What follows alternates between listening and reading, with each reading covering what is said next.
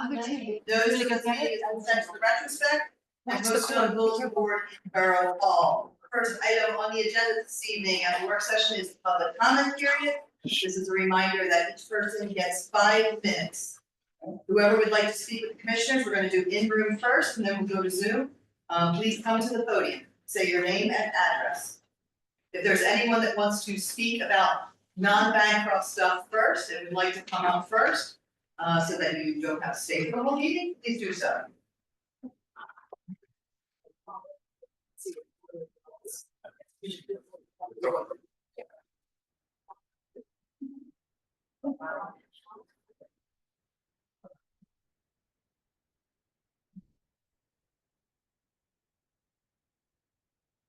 Hello, Kim Custer, 48 Norman Avenue. Hold on 1 second, Kim. Hold on 1 second.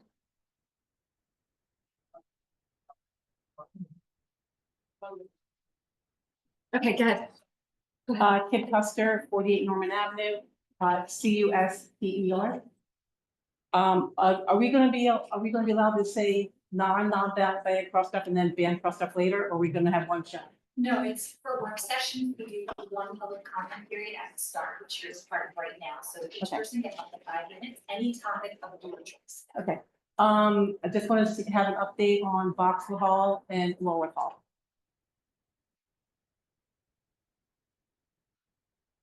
You were asking questions first, and we did not at the end. Oh, okay. I guess that's it. Thank you. Can you set Boxwood and Lower? Yes. Okay, thank you.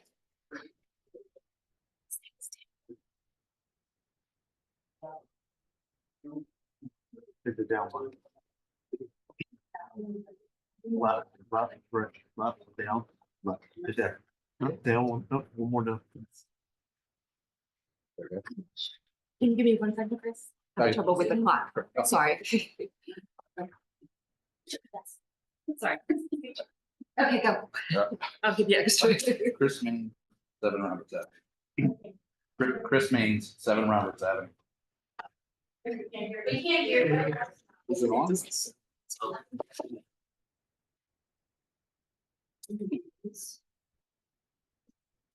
Better. Just speak it.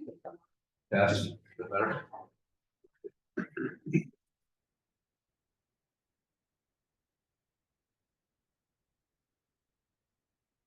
Chris Maines, 7 Roberts Avenue. Heard has been fighting for responsible development at Bancroft for over a decade. Responsible development could include no development. It could include housing appropriate for the site.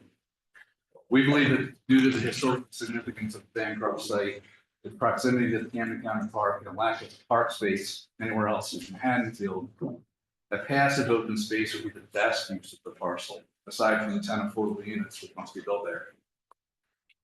Unfortunately, we see this commission being held back on developing the site regardless of what we or the thousands of other residents who would prefer as much open space as possible think.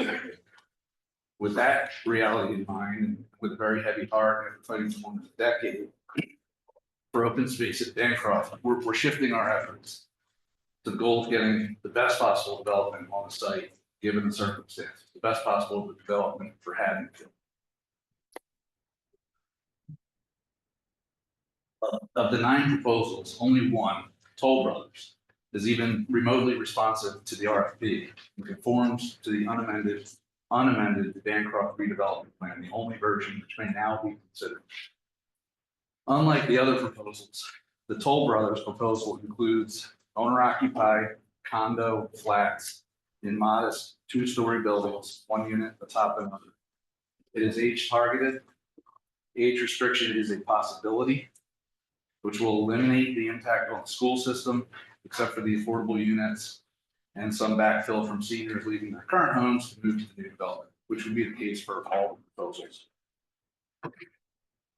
Due to the units' modest size, between 1,600 and 2,000 square feet, they would be affordable for downsizing seniors, unlike many of the other options that we've seen in the past. The main shortcoming of the initial proposal is that the development as situated would require modification of the berm between Kings Highway and parcel. But if the borough could negotiate moving the development about 30 feet further from Kings Highway and reducing by 8 units, the plan could work without modifying the berm. So I guess here's my question. The Toll Brother proposal calls for 84 units, small 2-story buildings. Woodmont calls for 120 units across 4 massive 3-story loft buildings. Nearly 50% more units. Dave, in your campaign, you promised minimal impact. Now you have your chance. Why would you opt for Woodmont with nearly 50% more units than Toll Brothers? Frank, last year you voted against Woodmont, stating that you prefer owner-occupied. Now you have your chance, and with the support of both of us who have been opposing you all this time. So my question is, why Woodmont now?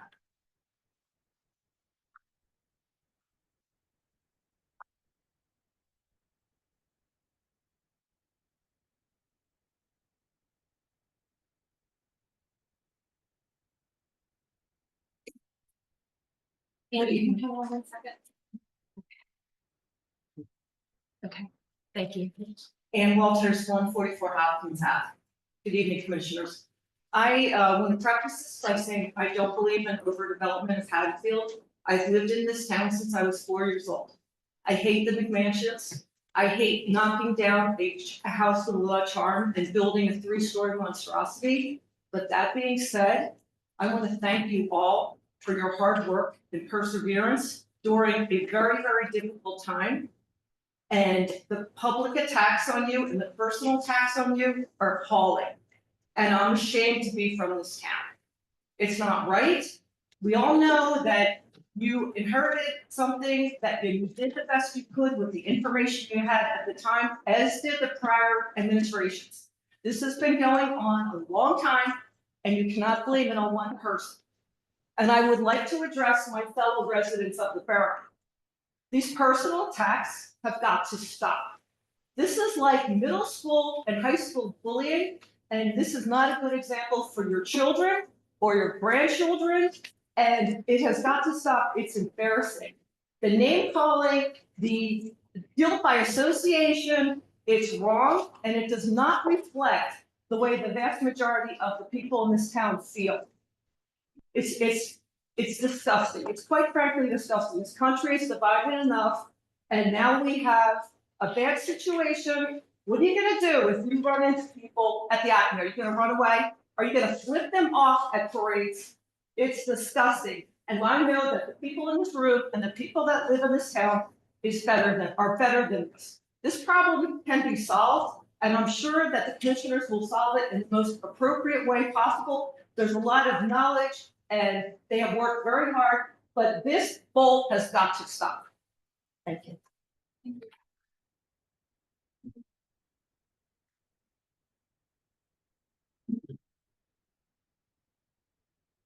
I'm Dave Unigard, 419 Barnett. Unigard. Sure, HUEHNERGARTH.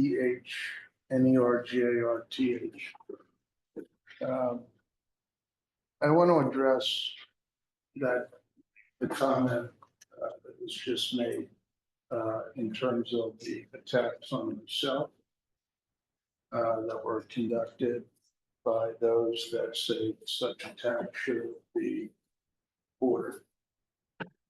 I have a post that says Eagles are world champs, and the jerks that spent 10 months defaming me and suing the borough had their lawsuit dismissed. Colleen Bianco Bezich, Mayor of Haddonfield, and the taxpayers for the win. When the self-righteous men who disrespect and defame you have their frivolous lawsuit dismissed. Aside from the adjectives used to speak to my character, the inaccuracy of claiming that the lawsuit was dismissed when it was not at that time period, and the framing of that statement to indicate that it was dismissed in the borough's favor when it was known that the terms of the settlement were anything but, are something that I object to. Furthermore, when the RFPs were released on the borough website, it was again stated the settlement was dismissed. A request was made through the attorney to the borough attorney to please take it down. That was conveyed, and it was not taken down. Both inaccuracies. And I do this because I took this on as a citizen, and not willingly, I might add, to understand a really simple truth, whether we had a legitimate vote for Woodmont that had taken place. And it takes a lot to stick your neck out and to lay out money and time and effort, stand up against the council, the mayor, and to go through this journey and devote time and take time from work to figure out a simple truth that the borough could have figured out itself. And I deeply apologize for any disruption and any animosity that might have caused. But it was a truth that had to be established. And it was not one that anybody chose to find out. Nor, as I've said in prior meetings, was it anything that anybody chose to act on when the deposition became known in the first week of November. When it could have been a chance for us to open up as a community and go forward and try to come up with something better. I didn't partake this to go after anybody in particular, and in fact, I've strived to keep it from being personal. And while it does call into question certain behaviors and certain actions or inactions, I want to say again, it was done in the most noble of efforts in order to do what's right for the borough, because we did have a commissioner who did testify under oath to a criminal act that they were not a commissioner in legal residency when they voted. They did take borough monies illegally as a borough commissioner. They crossed state lines. They were asked, they did not. Again, I will say to you, it has not been an easy 9-10 months for me to have taken this on and stood up, and then to see these posts and these inaccuracies and these mischaracterizations of legal settlements that have taken place.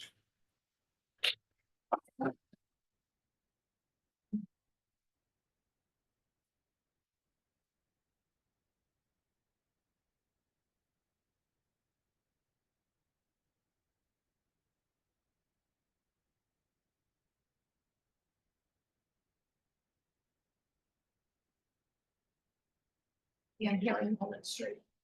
Yeah, I hate to say this. I am also appalled at Hurd's behavior. They have been harassing you, intimidating you, and threatening you, and it's quite concerning. Now, I don't know what happens if the commissioners notified the judge of how difficult these plaintiffs have been when you're trying to make a decision. This is an enormous decision for us. And I can't believe that their attorneys, their attorney Jeff Brennan, even sanctioned this kind of behavior for the plaintiffs. But I just want to say, this all began because of me. Someone had posted on social media that Kevin Roach had had purchased a home in Washington and had also sold his house on Washington Avenue. So immediately, because I attend commissioners' meetings and because of my background and the research I do, and I wasn't happy about 120 units with Woodmont, I started to do my research. The light bulb went off and I started to confirm everything that I thought might be possible. He didn't attend commissioners' meetings. He was absent from Eagle Cave meetings. I put all of it together and I posted it on Haddonfield United. And I posted it as fact. You know, he sold his house, he sold it for 1.7 million. I went on in detail. Haddonfield United, and I ended with this needs to be investigated, in which Haddonfield United made a comment. I have all documentation of what I'm saying is true. Commissioner Troy had a meeting at Jersey Java. And the first thing when the meeting was open is I asked them about Kevin Roach.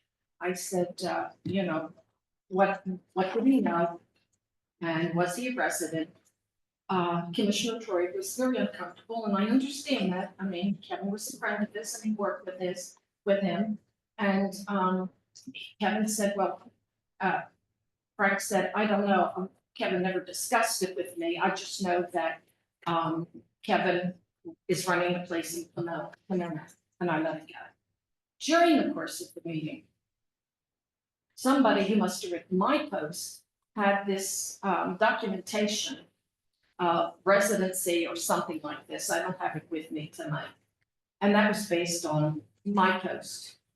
So what I did is I planted the seed and I was waiting for it to germinate and for someone to pursue my investigation. after the Jersey Java meeting, I stayed and it was a whole group of us and I explained to all of them what I had found. All the research I had done, which was fact-based. And from then I waited. And finally, I thought her, because they had students before, would run away if I had said to do an investigation, and that's what they did. And then this whole fiasco started, which I'm glad. 120 units. Not going to be, keep my fingers crossed. But that was supposed to be the end of it. Because we had two people, unfortunately, make a hard decision on our behalf and select 120 units at Bancroft. And that's what we were gonna have. Without any community input. Then we had two more people who did the same thing. David Huguenot and Chris Mays. And they did the lawsuit, we were thankful for that, but then they decided what we were gonna have. I'm being asked, who are these people that are deciding it? We have 12,500 people. Have they been elected? Have they been appointed? Have they been anointed? Are they on some committee? And they told us we were gonna have a dog park, a picnic area, and what's the other thing? Open space, playground, I think it was. I don't know. And residents are saying, wait a second. We've put up with Bancroft for 18 years. We wanted 7. We don't want to continue. We don't want to have a piece of building space here, and 5 years down the road, we're going to do a development. We want the whole project over and done with. So then we find out that they are, heard is making exaggerations. Oh, geez. Very well, I had a lot to say. Thank you, Ann. I know this isn't a hard decision. It's a hard decision, all of you. But even though we may disagree, we appreciate it. Thank you. Thank you.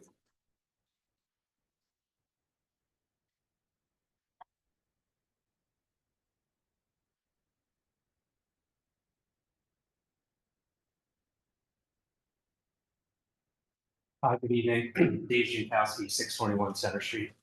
So I'm actually here in respect of item number 8, the telecommunications ordinance. So my comment is just in the form of 3 questions. Just 1, is there a draft telecommunications ordinance? 2, has it been made available to the public? And 3, if it hasn't been made available to the public, when will it be in what fashion? I know that I had emailed the clerk earlier today.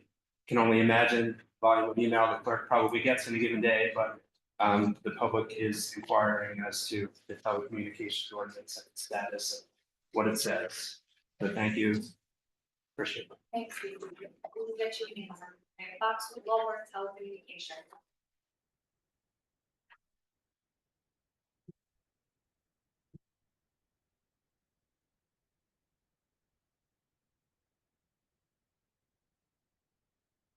Anyone else in the room before Sharon goes to Zoom?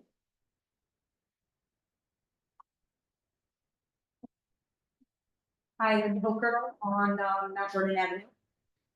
I know that you have a difficult decision, and certainly not here to weigh in one way or the other. But just want to say that when it comes time to be considering any kind of pilot monies, the one thing that we have concern about is that most certainly children are coming into the schools. The schools are overcrowded. And while we understand that they'll still get the money that we need, if there's pilot money, then that means that that gets shared across the rest of the taxpayers. There are local municipalities that have worked with their Board of Ed. They've worked and said that we're going to earmark a certain amount of money toward the schools out of that pilot. And I just ask that when it comes time for that please be some kind of consideration.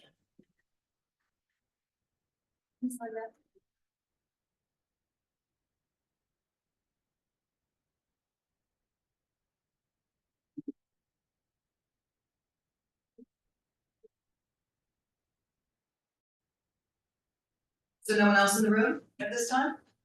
Is there anyone on Zoom that would like to speak to the commissioners at this time?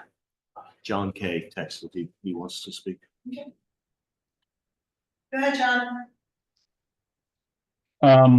We're here this evening because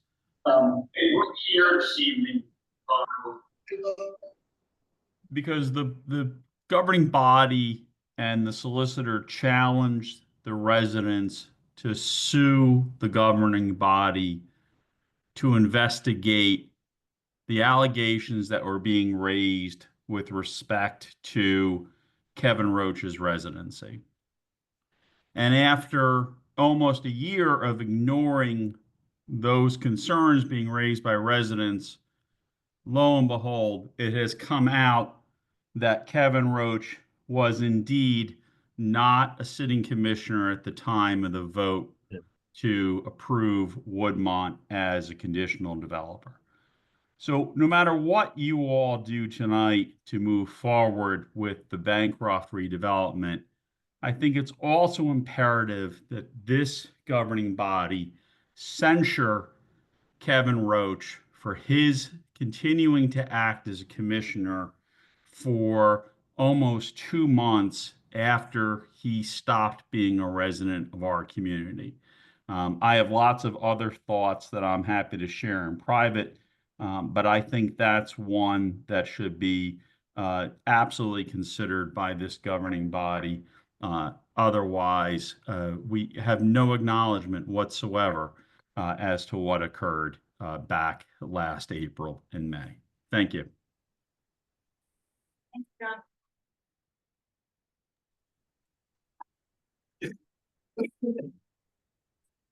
Anyone else on Zoom here to speak at this time?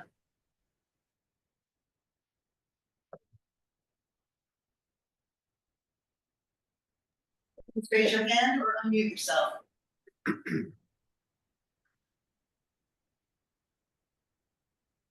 No. All right, seeing none. We'll close the public portion at this time and move on to the next item on the agenda. Next item on the agenda is a discussion regarding proposals for development on the Bancroft parcel. We have with us Matt Jessup with us this evening from McManaman in Scotland. He is going to give you a brief presentation of the 9 proposals, go through some of the other history and exactly where we are in the process, and then we will open it up for deliberations amongst the 3 of yourself.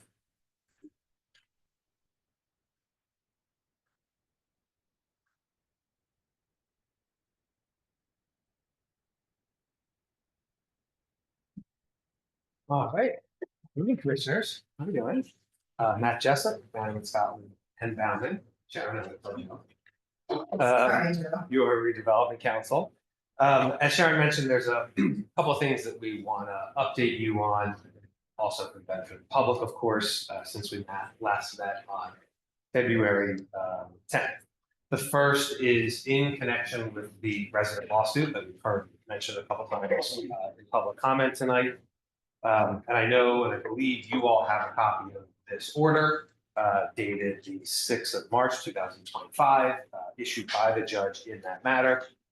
But we did want to sort of put on the record this order, what it says, so that we all are clear in terms of how we are being guided tonight. And certainly I would invite Sal to chime in on anything that I don't cover. So out of this order, the judge has said several things. First, that the borough's resolution adopted May 2024, which is the resolution that conditionally designated Woodmont properties as redeveloper, is set aside and invalidated.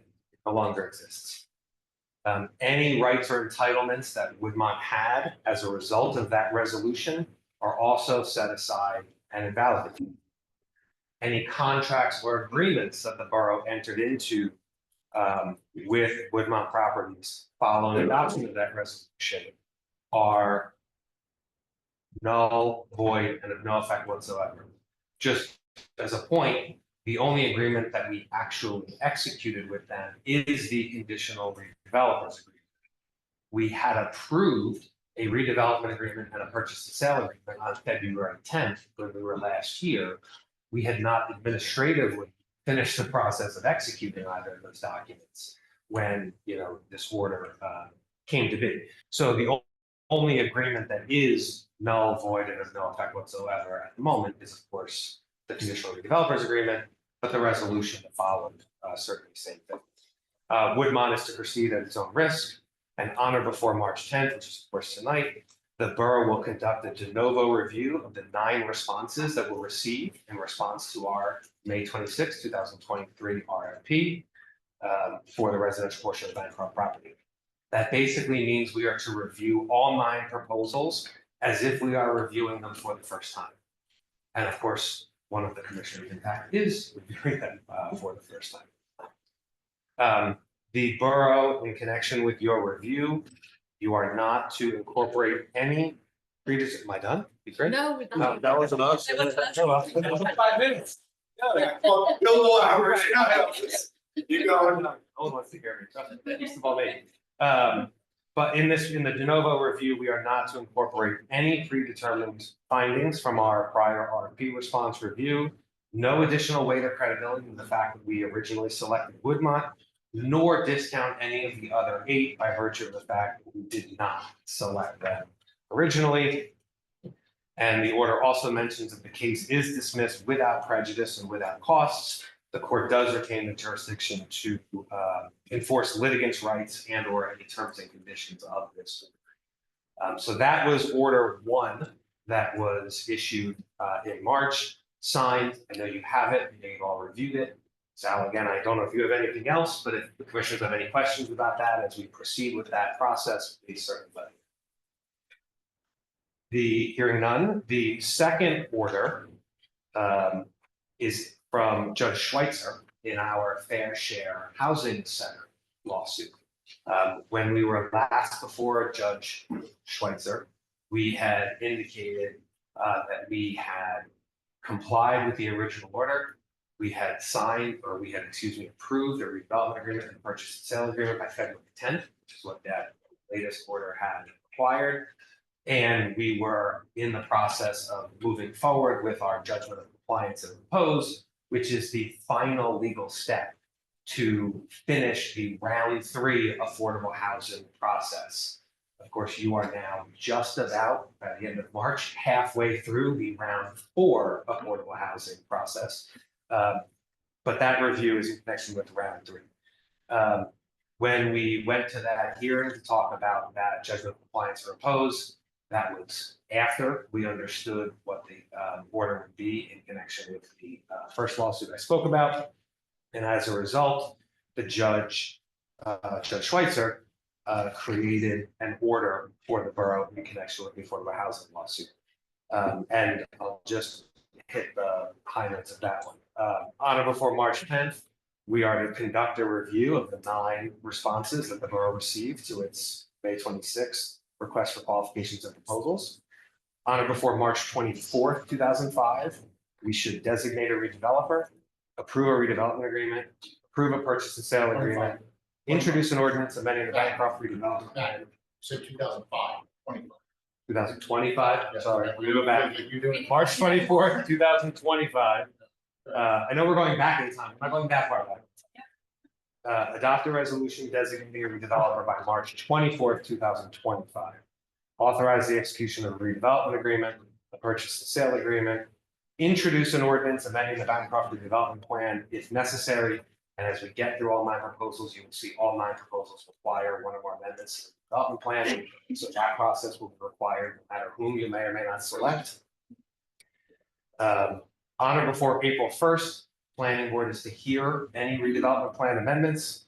On or before April 28th, the borough commissioners are to consider those redevelopment plan amendments after giving, of course, due finding and consideration to the planning board findings. And by May 12th, we have to submit all of those documents to the judge and the Fair Share Housing Center. If we do not, by May 12th, the borough's immunity from builder's remedy lawsuits shall be immediately revoked pursuant to this order, and any developer shall be entitled to bring suit. Now, that's important because we spent a little bit of time with the last order which said in short, if you don't do everything laid out in the order in the correct time frame, you will have to go to court and prove why you should not lose your immunity from builder during the lawsuit. Right, so we had an opportunity to effectively defend ourselves. As you can tell from the language that I quoted there, this order does not do that. So that's order 2 in connection with our 2 outstanding lawsuits. So the de novo review, let's review the 9 proposals that we received in response to the RFP process. Man, before you move on, the Judge Switch's order, is that her final order? That we comply or not? Most recent. It's her most recent, Yeah, one, so recent. yeah, her prior order, which had ordered us to complete a certain process, which was after we had conditionally designated on it. Basically, the order was to get us from a conditional designation through the redevelopment plan amendments, to get a redevelopment agreement negotiated, a purchase and sale agreement negotiated, and all of those things approved by February 10th. We complied with every last bit of that order. And which is why the next and final step in that lawsuit was going to be the hearing, which has to be a court hearing, for judgment of compliance and repose, which is the court effectively entering an order that says, Haddonfield, you have in fact judicially complied with round 3, and round 3 is closed and done. And then you move on to your focus, which you already have with respect to round 4. And you have a date on when it started, like when the judge first applied this for round 3. And how long has this been going? Oh, the Fair Share Housing Center lawsuit? Yeah. 2008. 2008, okay. Our son was born in 2008, 17. Third round. That's about third round 2008. Or February 27th, maybe. That's what happens. Sure. So going back, just as a brief reminder, in May of 2023, the borough issued a request for qualifications and proposals. By the terms of that RFP, there was an open written Q&A period where any potential respondents could submit questions to the borough. We answered them in an addendum. Addendum number 1 was issued by the borough on June 30th of 2023. And again, that was contemplated in the terms of the RFP. Addendum 1 effectively did 4 things at the time. 1, it changed the due date. We decided that most of the developers had asked for more time to submit their proposals. So we changed the due date from July 27th to August 10th, 2023, the date you'll hear again. We also updated all of the potential respondents on the status of the litigation that existed at the time between the borough and 2 Hopkins Lane, original redeveloper for the Bancroft site. Because between May and then June, we had actually reached a settlement through a negotiation, or actually a mediation arbitration process with 2 Hopkins Lane. We wanted to make sure we conveyed that to all the potential developers so that they knew where that stood and whether or not there would be noise that they would have. At the time, that settlement was agreed to in principle, subject to a settlement agreement, which of course afterwards we did negotiate, execute, etc. The third thing that it did was open up the considerations that the borough was willing to consider in terms of the types of projects. So we actually went through and specified, I'm just going to grab it to make sure I get it right.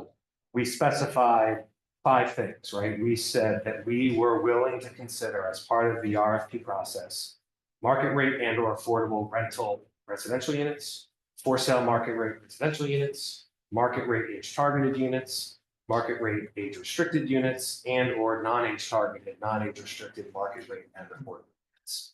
And then the 4th thing that it did was answer 29 questions that we had actually received from respondents, from potential developers in connection with the project, 5 of which dealt directly with the issue I just mentioned, of market rate, affordable, age restricted, non-age restricted, non-age targeted, et cetera. That went out on June 30th, and all 9 submissions came in. 3. Of course, all 9 had a form in them that acknowledged the receipt and existence of addendum number 1. We did a follow-up process with each of the 9 in writing. They were all, I'll say, deficient in some ways. They either didn't provide information that was requested, they provided information that was unclear. One, for example, had unit counts that simply didn't add up. So we went through a written process that went back and forth. And then ultimately we asked 4 of the respondents for the best and final, which led to the May 2024 conditional designation vote, which again, in terms of the order, is now void. So I know you all have the RFB, you all have addendum number 1, you all have the 9 submissions, the follow-up information before best and finals. Of course, 2 of you have had them from the beginning. Commissioner Seidel, you've had them for as long as you have wanted to or needed to have them, of course. And so even though you have all of that information, all of the details about unit counts, concept plans, et cetera, I think it's important that we do spend some time going through some of the highlights of each of these 9 projects to make sure that obviously you all are clear on them, and obviously certainly for the benefit of the public as well. So with that all said, I'll start with Alterra Property Group. They proposed 90 units across 11 buildings. It was 80 market rate units and 10 affordable units. They were noted as being age targeted. They were rental. They proposed a 10% pilot across 30 years, which equated to about 18.62 million. They also projected 6 school age children in connection with their project. Again, they have all the concept plans, we won't go through those. Ivy Property Group proposed 120 units, 105 market rate at affordables. 15 units, not the affordables, but 15 units were going to be for sale townhomes at about 1.2 million each. And then there were going to be 105 1- and 2-bedroom apartments, which are rental. Once again, proposing a 10% pilot, you're seeing the theme, a total of approximately $19.8 million over the 30-year period, and projecting 22 school-aged children. I'll note that Ivy also said they were targeting empty nest and retired couples for the townhomes, for the apartments, young professionals, empty nest, retired couples, and singles. Scanapieco was next, 86 total units. That included 36 large townhome units, 10 small townhome units, 30 market rate apartments, and 10 affordable units. Again, the market rate units were for sale. The affordable units were rental.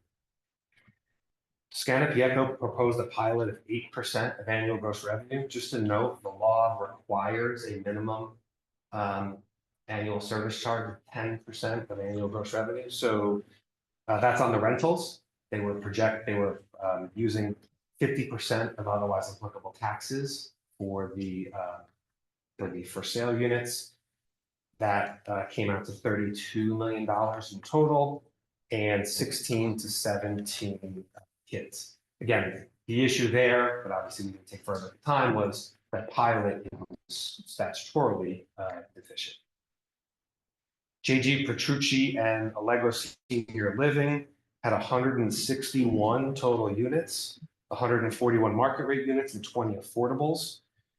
2 bedrooms, 1 bedrooms. The 20 affordable units were all 1 bedrooms. They were all rental.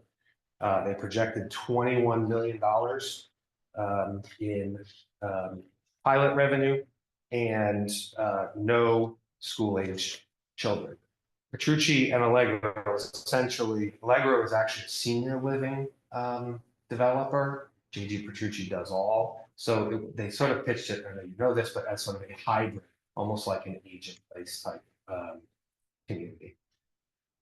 Sterling Development Group was 90 total units. 80 market rate and 10 affordable, 30 townhomes and 60 condo style homes. The 30 townhomes were rental, the 60 condo style homes were for sale.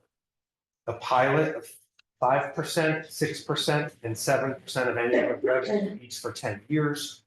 Go back to my comment earlier, statutory minimum is 10%. So don't really know where that math was coming up with. But those numbers would not work and be statutorily deficient. Sterling targeted 55 plus and stated no school-age children in their project. Lennar, 96 total units, 84 market rate condos and 12 affordables, all for sale, but acknowledged that the affordables would need to be rental. They were open to providing that. Lennar predicted only they were going to do age restricted, and as a result predicted no school children other than the affordables, where they were predicting 20 school children. They requested a pilot but without any specific terms. 3 more to go. DR Horton, 70 townhomes. A breakdown of the market rate units were going to be 3 bedrooms. The affordable units were going to be 2 and 3 bedrooms. The assumption for Horton was that it would all be for sale units. They requested a 5-year exemption under the also short-term exemption law. Total revenue of $24 million. Their target was young families and residents looking to downsize. 84 school-age children projected in 70 townhomes.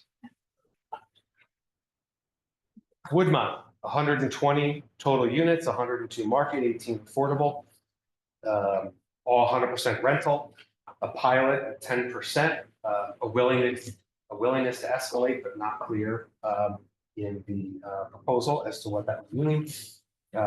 Approximately $440,000 in the first year. If you grow that annually, it's about $19 million.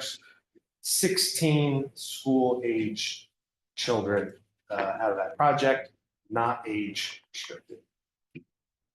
And last, Toll Brothers, 84 total units. We heard some of these details earlier. 74 market villas at a purchase price of about $700,000. 10 affordable flats.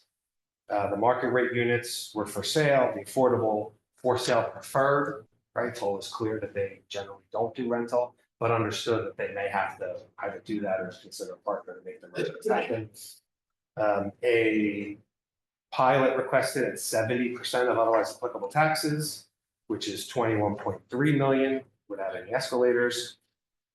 18 school-age children, and the target being empty nesters and retirees. Your planner at Fox prepared a memo that I believe you all have, just for the record, that went through each of the 9 proposals and detailed with some specificity where the key components of the plan, all 9 plans complied or did not comply with the redevelopment plan. Again, I know you have that. Virtually all of them indicated that they need 1 or more amendments to the redevelopment plan. I thought this was actually interesting. I didn't realize this was going to come up. One of the speakers earlier mentioned Toll Brothers. So what I found interesting about Toll Brothers was Mr. Fox said that there wasn't enough data in a bunch of categories to conclude whether or not Toll Brothers required a redevelopment plan. But Toll Brothers' proposal details 7 redevelopment plan amendments that they need. So on the one hand, I can't speak to why Mr. Fox maybe did not include that. That's neither here nor there.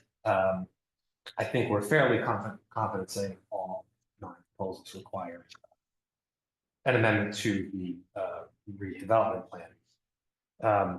Again, I know this is just sort of the highlights, some of the things that we focused on in our discussions back in August through the following May.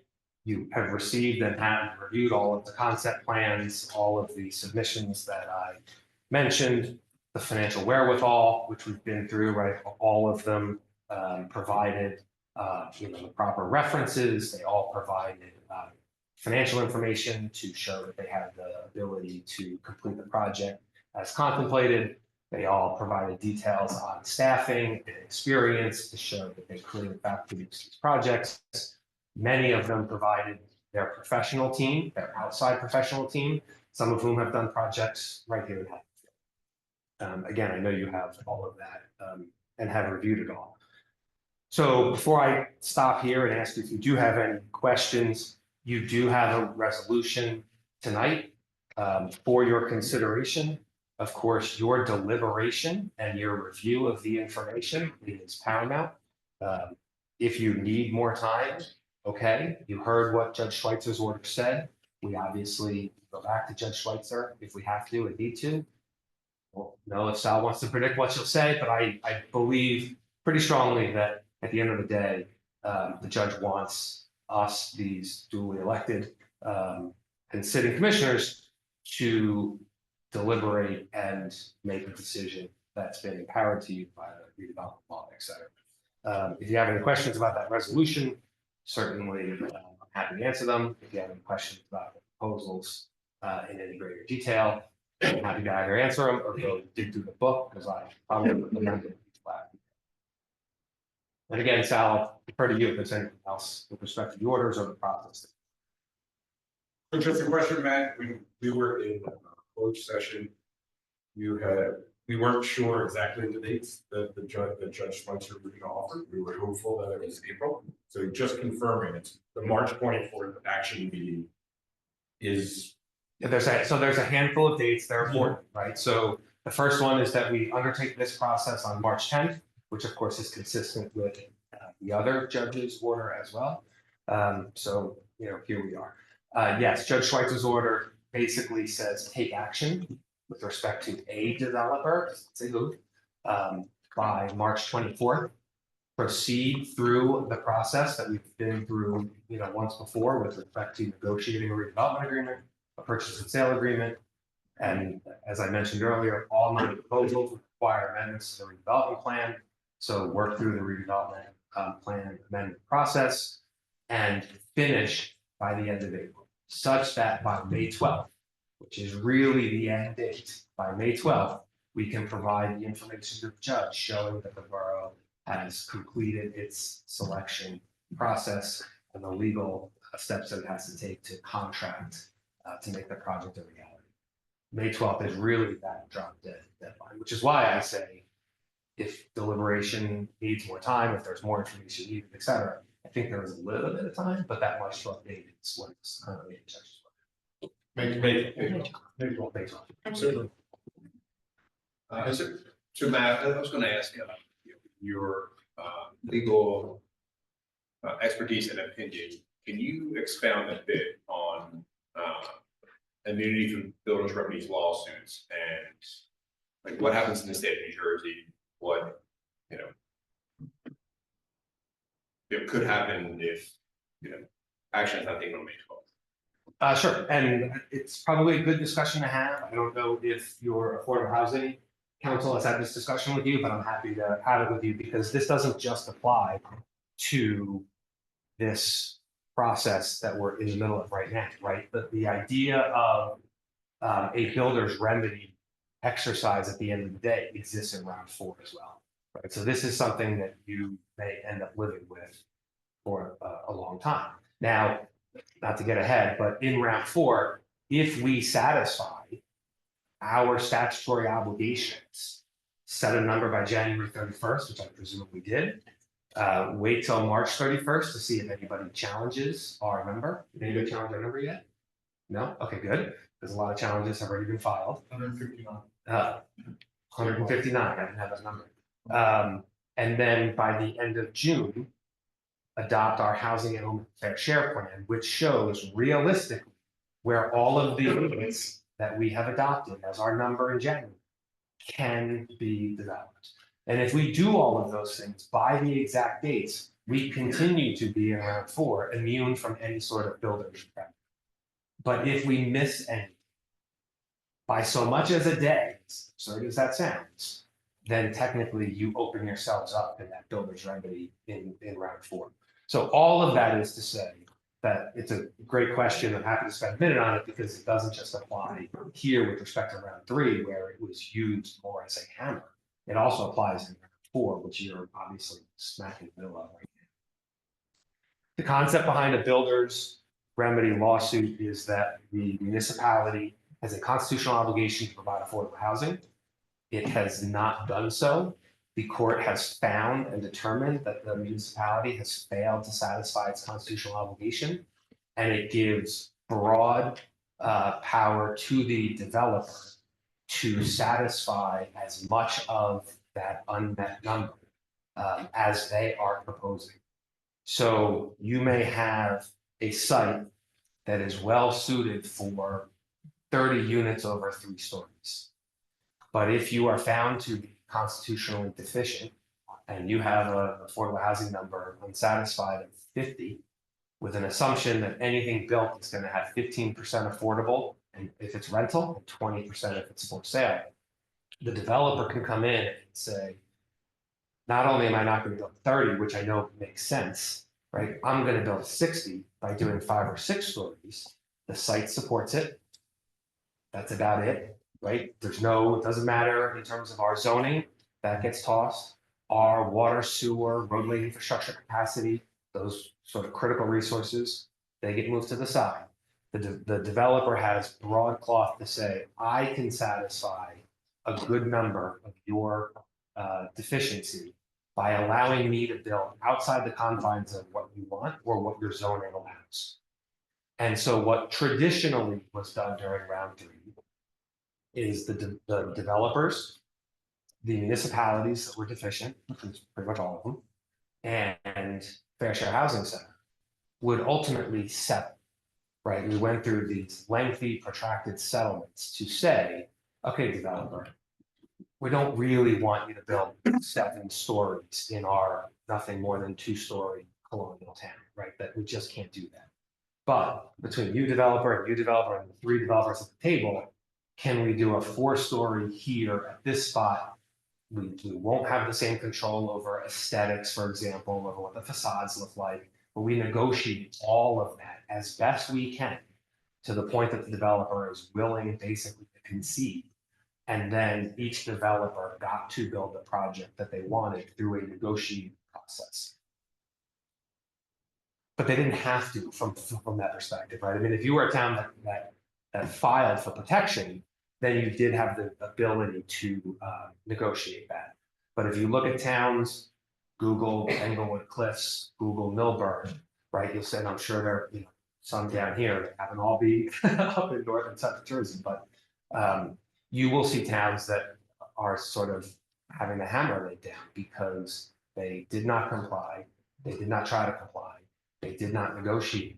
And so at the end of the day, developers are getting to do, they have carte blanche essentially to build what they want in order to satisfy the municipality's unmet need number. You can't go beyond that. I can't say your 30 units are satisfied, I want 50 more. But until you've got every one of those units from round 3 satisfied, if you are not immune from builder's remedy, the builders have strong upper hand in terms of dictating the project in every way you look at it. And the things that you all think, and I think, and I know the public in each of these municipalities thinks are important: parking, traffic, road infrastructure, sewer, school capacity, water service, those things. Cost of legal representation. Those things go out the window. The court does not consider. It's I know it's staggering to hear, but it's true. Those essential services are just figure it out. That's the effective component of the punishment. Same with the schools, figure it out. Yes, 100%, absolutely. Yes, We all got of robbed these of units. robbed of the ability to work with the border district. Because the court. Oh, sure, I'm sorry. I was just reiterating what I've tried to explain previously and what the redevelopment council has explained, that when the court is setting the parameters, when your immunity is revoked, they also don't care about the impact to your schools. And they won't. So, they're not going to sit down with the district superintendent or the school board members and say, yes, we're concerned about overcrowding in your district, we'll work with you to solve that problem. Like the commissioners or an administration would. So I think that's an important piece of this too. Certainly one that informs my decision. And so, for those municipalities that this is happening to them, where do they appeal? Do they talk to their councils, their commissioners, do they have to? They're in court. They're at the mercy of the court, similar to our appearances before Judge Schweitzer, right? So we are still, because we do not have our judgment of compliance and repose, we are at the mercy of their Fair Housing Center in the court. We did everything right going back to 2008 in terms of getting our builders immunity. Excuse me. That was critical. There was a process and a time period within which you had to file, right? And if you filed, you were presumed to get your builder's remedy immunity. And then that started that negotiation, that protracted negotiation process. That all was to end quite some time ago with a judgment of compliance repose, and then a midpoint review, which you had to report to the court the status of all of the projects that you agreed to undertake in your settlement, right? That was to be done 5 years later. Those were done about, depending on when you settled, 3, 4, 5 years ago. I don't know whether have we done any sort of midpoint review? We did? Okay, good. So we've at least done a midpoint review, and it probably just showed this and what others it's open. But that's sort of why we're not fully closed, right? Because what towns do is go back to the judge and say, I have a number of 50. I have 5 settlement agreements with 5 developers. We've agreed on what's going to get built, how tall, what the parking is, what the the facades look like, what the amenities are, every last bit of the development project we negotiate. Each one of them are going to provide 10 affordable housing units. So I've got 50 units. I've provided that availability to developers. Now, if they don't build it, that's on them.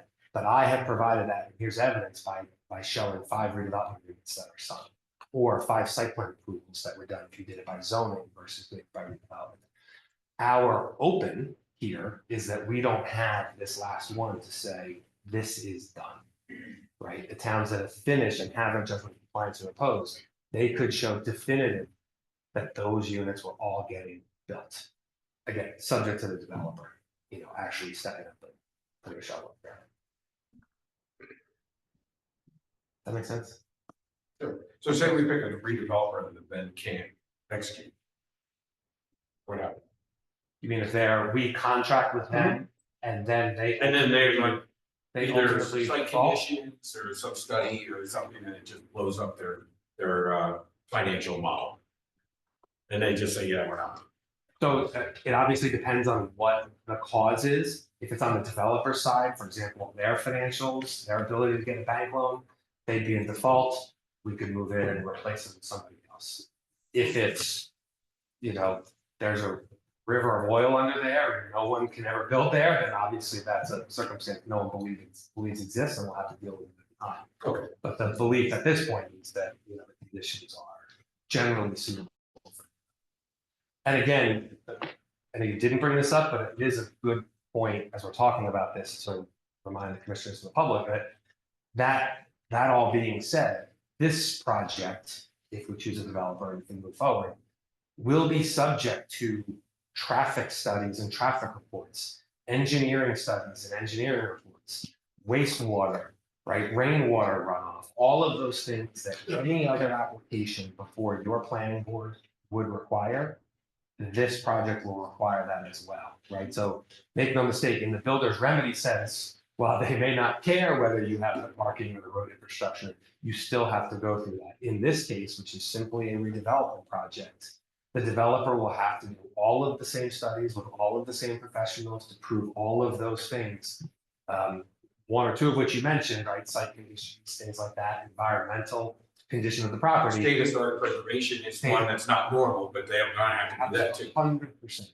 You don't get out of those other applicable laws, permits, requirements, et cetera. So, what will the traffic impact be? They will have to present that. And of course, the planning board's traffic engineer will be there to question, agree with you, just like, any other application. Thank you.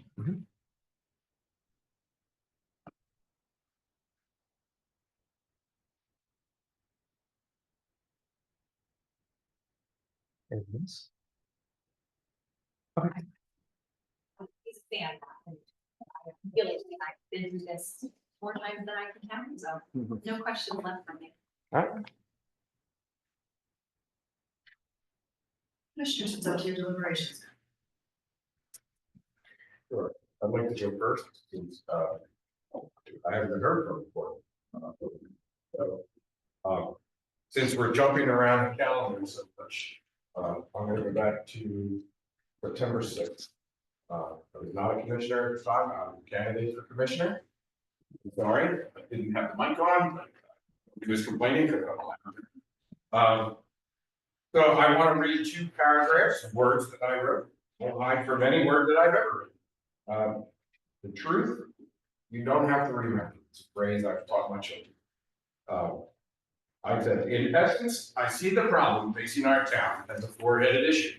The need to satisfy our current affordable housing obligation on that parcel, the desire of many to maintain as much open space as we can, the need of others to create downsizing opportunities for our older generation to stay in town, and the actual pressure any development will have on our infrastructure and school system. Each competing pressure needs to be managed holistically from a Haddonfield focus, not just a Bancroft, or more aptly, half a Bancroft problem.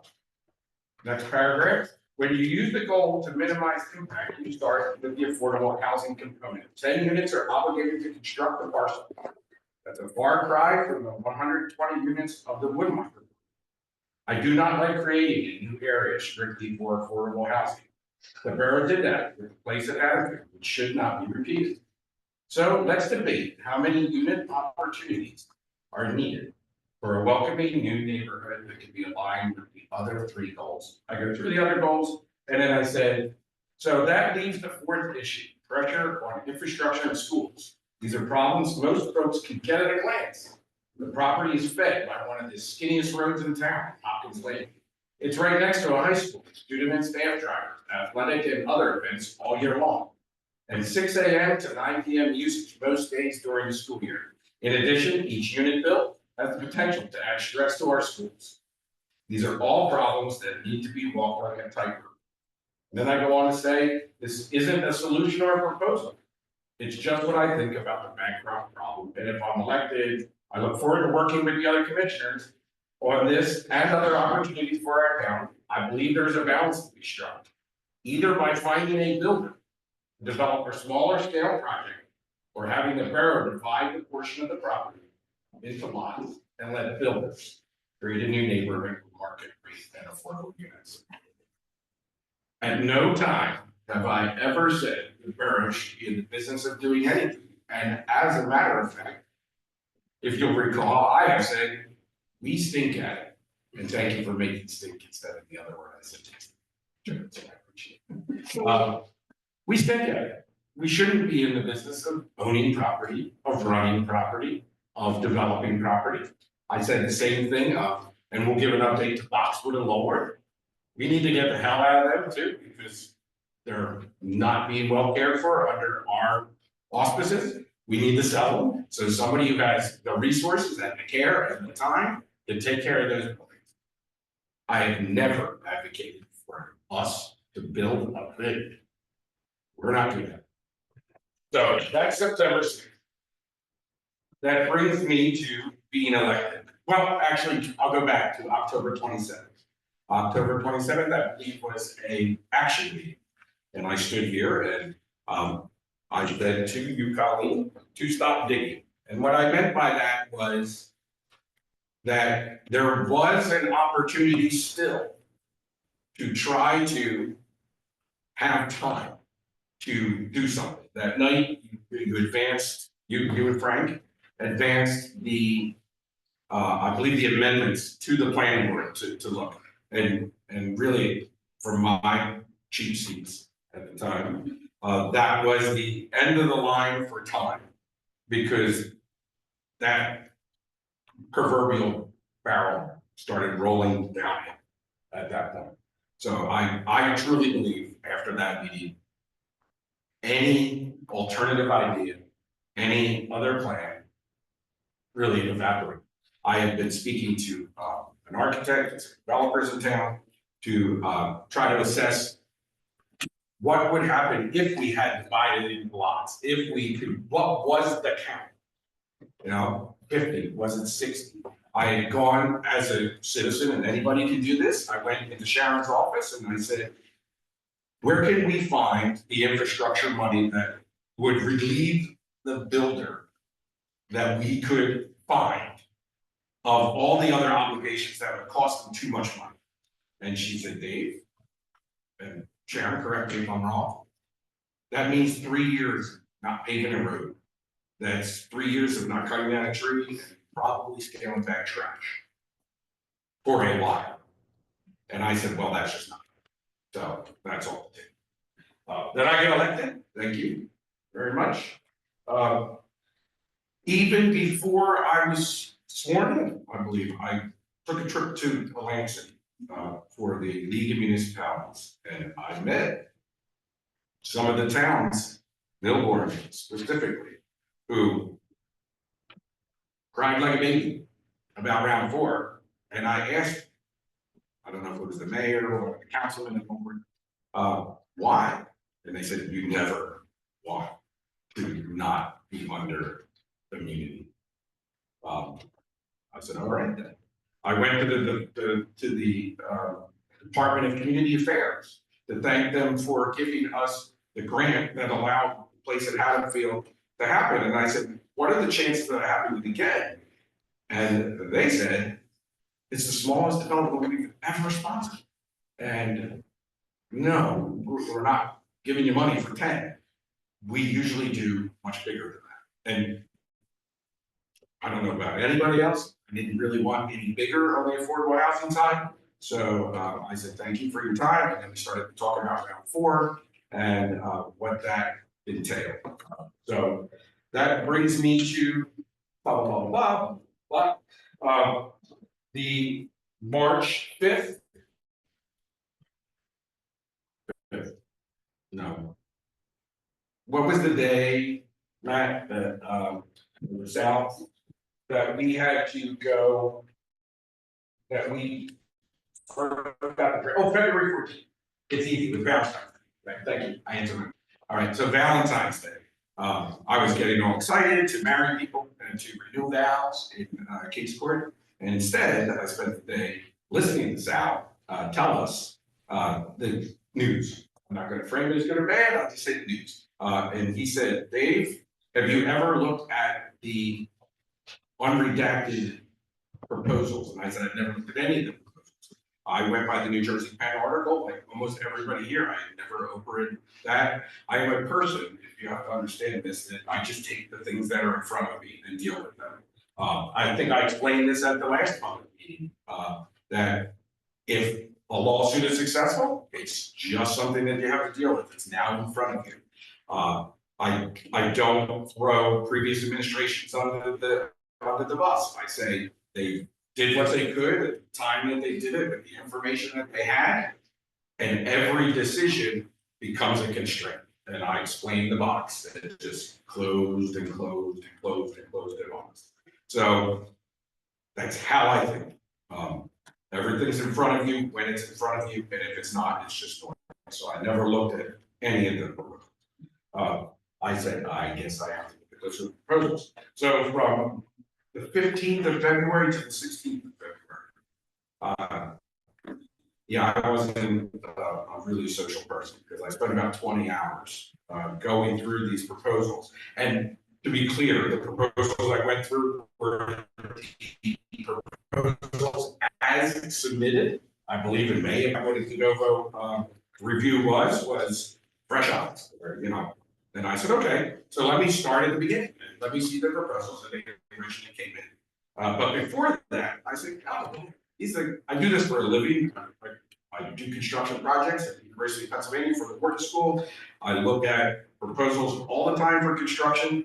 And the only way to make higher hair out of other people's ideas is to level them. So I tried to create a criteria to level bid And I shared this with my fellow commissioners just tonight because this is my work.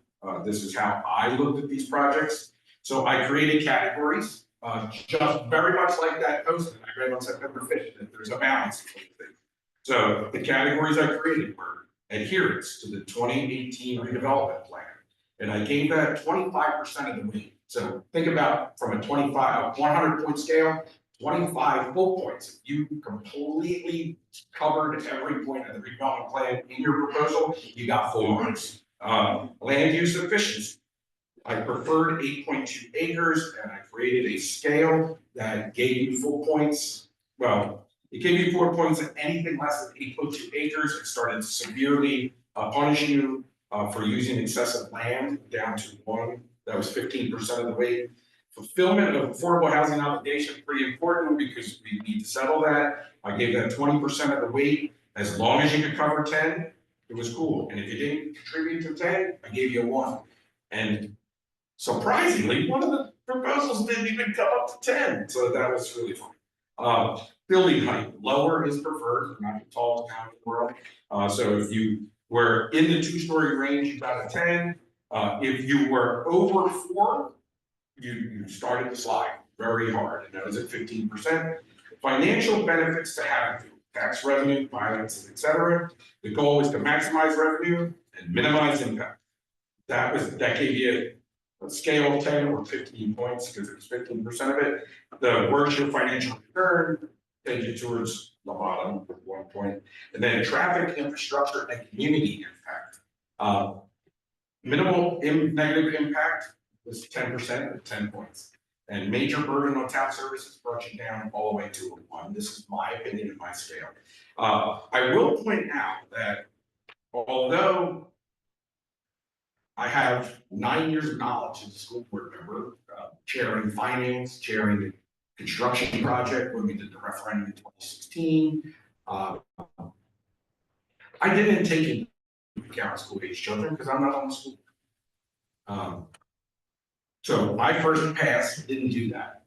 But in my first pass, I realized everybody was full of crap when it came to school age children. Because multiple projects that were similar, mixed use, 3-bedroom, 2-bedroom, 4-rent, 4-sale, had wildly different estimates of how many kids they were saying. I'm going to pick on Matt. Thank you for almost teeing it up for me. I don't think you did it on purpose, but Altera, as a project, I think they're full of crap saying 6 because their proposal, the way I read it, was 6 students out of only their affordable section. And they made no mention in the rest of their proposal about kids. So I said, all right, I gotta come up with something. As I've already come up with a rubric for scoring, I came up with an estimation methodology for bedroom count. So I said larger units, 2+ bedrooms are more likely to have school age children. So then I looked up the industry standard estimate suggestion, thank you Susan Cutner, for drilling that into my head over the years. 2-bedroom units generate between 0.3 and 0.5 school age children per unit, and 3+ bedroom units generate 1.8 children per unit. So same-sex kids live in the same room. It's a rule. Thank you, Sue. If the proposal has a mix of 1, 2, and 3-bedroom units, that's why it took me 20 hours, right? Because I then had to go and try to do the math the best I could on all of them. Other proposals with similar density, I'm going to pick on Lennar and Toll Brothers with their 40+ age school children, were very similar to Altera in the mix and wildly different numbers. So I just threw it out and I said I have to come up with my own numbers for school age children. So with that, I'll go through a little description of the good and the bad of all the proposals that I've solved, if you don't mind.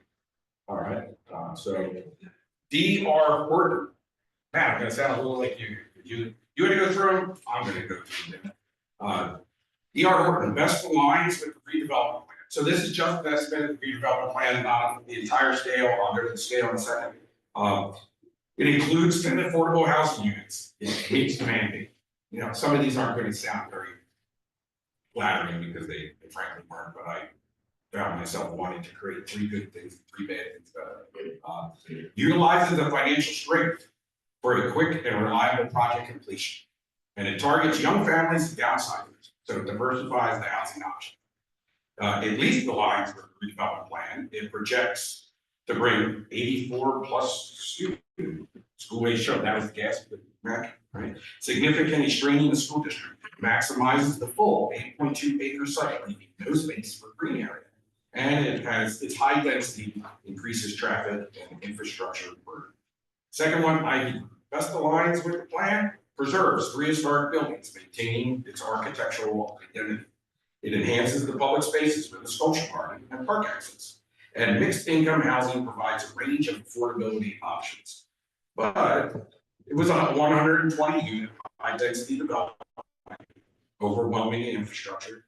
Its traffic congestion and parking constraints were due to its scale. It didn't really plan for parking very well.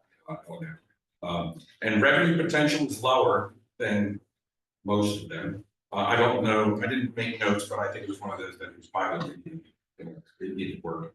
Or it's market driven. So JG, Petrucci, Allegro, and I apologize to any times, I think I butchered Tang more than any other type of words, so I hope I said it was right. That's the line with the redevelopment plan. This 55 plus active adult housing reduces school age children impact, and the partnership ensures quality senior living and management. It's designed to integrate into Haddonfield's historic housing. What it didn't do was it didn't provide a diverse housing for any younger families. Lower long-term tax revenue compared to mixed-use projects, and its narrow focus on senior limited community balance. Lennar. It included 12 affordable units. It exceeded the mandate. Its strong financial backing ensured timely completion. Its mix of condos and townhomes diversified housing options. It did not, though, it projected 60 plus school age children.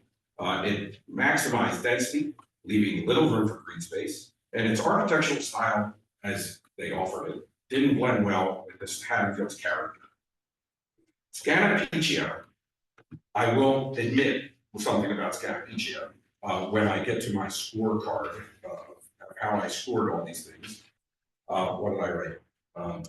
Note 1, I did not score Scanapicio because I had a viscerally negative reaction to its design aesthetic. And to create $1 million plus homes would, and again, I picked up the phone, I called a lender, I called Title Buddy, and I called 2 realtors, neither of them, Kate Master Seidel, and said, what would that do to Haddonfield? And they said, well, it's going to depress existing home sales because Haddonfield has never had housing starts. And then they went on to explain to me the difference between housing starts and existing home sales. Probably the part of the nightly business report that I skipped because we don't have housing starts in Haddonfield. That would have been a housing start. So I didn't score that, but I did still go through and say what was good about it, what was bad about it. Luxury townhomes and flats create long-term value appreciation, high-end architectural standards fit with borough expectations. Okay, and so this is where I got really viscerally like this. On this proposal, I got the ick, as my son would say. It sounded like we're going to use the best stuff. When you read the proposal, we're going to use the best material. We're going to use the highest quality this. We're going to use that. And I said, okay. Thoughtful design respects historic character. Least aligns with it excludes any middle income buyers, focusing primarily on luxury homes and luxury buyers. Its minimal affording housing component compared to other proposals, they need some work to get to 10. And so it may not fully meet our co-op obligations, risking future legal challenges. Sterling, best aligned, it's LEED certified, sustainable design, it aligned with the green initiatives of our planning board. It's 55 plus community, minimize school age children impact, and it's rental housing, offer flexibility for downside. It's what I didn't find attractive is that senior-only housing excluded younger families. Rental-based model reduced long-term revenue potential, and its smaller project scale limited economic impact. This is where I'm going to talk and say, our master plan was 1940. I did not take the 2025 into consideration because I was evaluating, I didn't even take it into consideration at all because I was evaluating for the 2018 redevelopment plan. But I don't live in a bubble, and every zoning choice and all the discussions I sat through planning board meetings where we had stickies and said what you liked, I can't completely forget that. And I'll just leave that statement hang right there. So that was Sterling. Toll Brothers. Its best plan, it's high-end construction, maintains property values and its tax base. The master plan approach ensured a structured development and their expertise in handling a large scale project here in the main river. Leasing, it's projected to reach 40+ school-age children, increasing school costs. Its higher density plan increased traffic and infrastructure burden. It had lacked an affordability balance compared to the other proposals. And then I had one other note. It's vague in many areas. So I drew the same conclusion that I think Ed Fox did. When I was trying to find numbers to see how much stuff cost, toll just that proposal just doesn't happen in there. So that was really tough for me that way. I'm going to skip the next one on my note because it's not in the scope of this, but I will tell you what it was. It was the Herd proposal, but you can go online and see my analysis on that. Altera. It best aligned, it proposed a mixed-use development that includes residential and retail space, enhancing economic diversity. It incorporates green building practices and sustainable infrastructure, and it balances modern development with historic character consideration. Least aligns with the redevelopment plan. It's projected to bring 50+ school-age children. It's higher density than other proposals, contributing to potential traffic congestion. And its mixed-use approach may not fully meet the borough's preference for lower density residential zoning. Woodmont. Its best alignment was a balanced mix of market rate and affordable housing, fulfilling all obligations, minimizes school-age children impact compared to higher density proposals, and preserve the borough that integrates green space, utilizing land efficiently. What it least did was there will still be some school-age children. Impact remains, though significantly lower than others due to its rental stipulation. Still requires infrastructure investment, but revenue generation will offset its costs and the higher density than strictly age-restricted proposals, but it did balance long-term revenue and diversity of housing. So before I get to any drum roll, I'm going to put my school card. All right. I will have to pull it up on my computer because unfortunately. No, it was the second, it was a different tab on the spreadsheet. No, that's okay. So let me open the spreadsheet.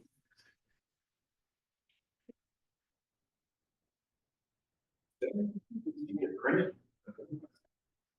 Pull it up for my centers.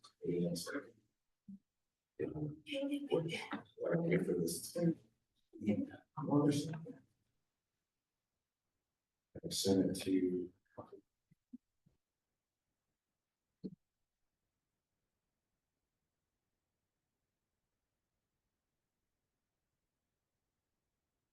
Mission get a lot of accuracy.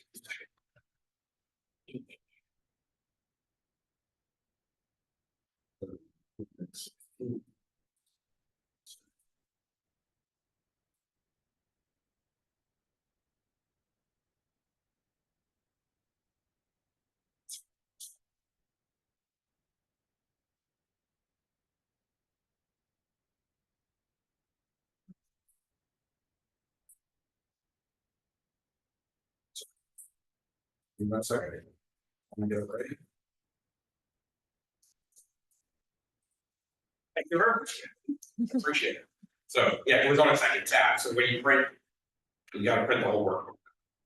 So no one scored 25 on the redevelopment plan. So as Matt had said, I also scored that every plan would need to come before amendments. And then, so now I'm gonna jump around a second and I'm gonna say, I asked Matt a question and said, what happens when you have to do a redevelopment plan, you debate to do amendments? And he said, when you open up for amendments, you can do whatever you want, because you created it in the first place. The commissioners developed the redevelopment plan. They have to amend the redevelopment plan. I said, well, what does that mean? He said, well, if you felt like it, when you open it up for amendments, you can change it to be an amusement park and not allow anything else. And three of you vote on that, and then you start shopping for amusement parks. That's the power that the three of us have. So I said, okay, so all of them would need amendments. So, okay, thank you. The closest ones from the amendment side were Altera at 22 points and Woodmont at 21 points. Best use of acreage, only one got full points, Woodmont. Their original proposal was only for 7 acres. It wasn't for 8.2. That was their best and final. The original was 7 acres. I'm not gonna talk about best and finals yet. Housing obligation. Best score was DR Horton at 20. Next after that, the Lennar at 19. A lot of them scored 18. That was a high one for everybody. Obviously, they want to build something and maximize their profit. How about the height? Best in the height was, that's not. JT Petrucci Allegro. Community impact. No, I got full marks on that either. A lot of them got 9s. So here's the scorecard as I scored it. And in my process, I did all the numbers on the scorecard, but I never hit total. You know, total was not a calculated column. I didn't calculate it until the end because I didn't want to. As I was working on the spreadsheet, I was working down columns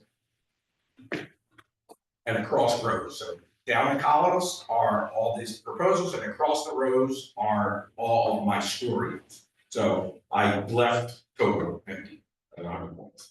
So in my estimation, Colleen and Frank, I had Woodmont at 91 points. I had Altera at 88 points, and I had Lennar at 86 points. So that was my analysis. It took me 20 hours. I sent it to Val, sent it to Matt, sent it to Sharon. I didn't want to influence Colleen and Frank, so I just sent it to them, just in case something else crazy happened, that they needed to have that data in hand by Monday morning. I didn't ask them, I just did it because I have been wrong with the level of, in this town. So I wanted to make sure they had the data. Just so that they could show that I put work in, and definitely did. I hope I proved that tonight to you two and to the public that, I get paid $114 a week. Pay me to do this stuff. I do this stuff. I take it very seriously. So, why did I choose Woodbine? That's clear to all of them. It generates the highest long-term tax revenue. And again, this is the original Woodmont proposal as sent to us in August of 2020. It generates the highest long-term tax revenue, ensures municipal financial. Its best architectural and land use design aligned with Haddonfield's historic character. And if you look at those proposals, in my opinion, they got Haddonfield, right? Their stuff doesn't look like it. And balances school impact, revenue generation, and housing diversity more effectively than all the other proposals. And then I wrote a conclusion.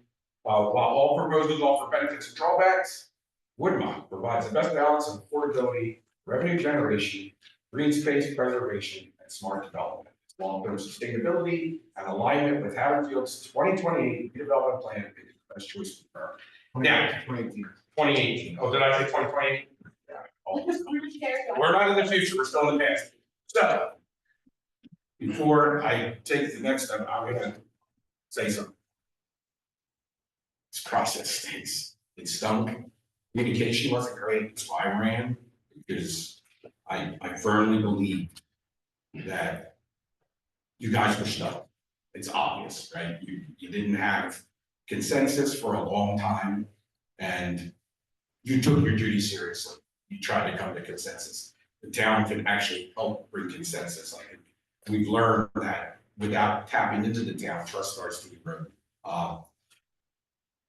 I really wish we didn't have a March 24th date with a May 12th completion of everything. I should have, could have, can't. It's another thing I just. You can't wish on a star. And so you deal with what's in front of you. What's in front of me is March 24th and May 12th. Breaks the count. And I'll be really honest with you. And sorry, I'm gonna break the closed session for a second. We were. Yeah. In the back. So,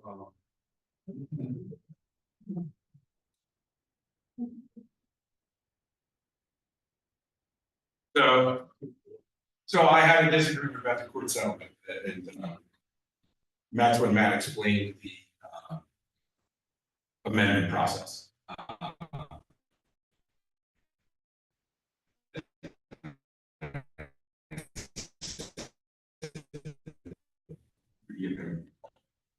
We have to amend amendments.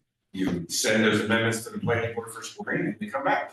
That's all you can do, because wanted to do a whole lot more, but we're not allowed. And that was even before I thought we had more time than Pat told us tonight, because the judge gave an opinion and then the judge gave an order. So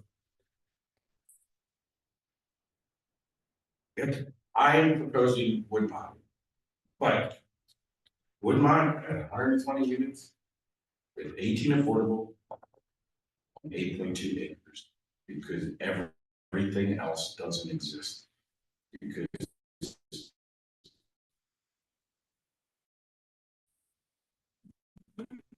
the judge ruled on 14th and signed it on the 6th that doesn't exist.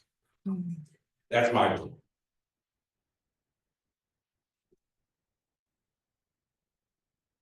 Thank you for your help. Sure. What do you guys think?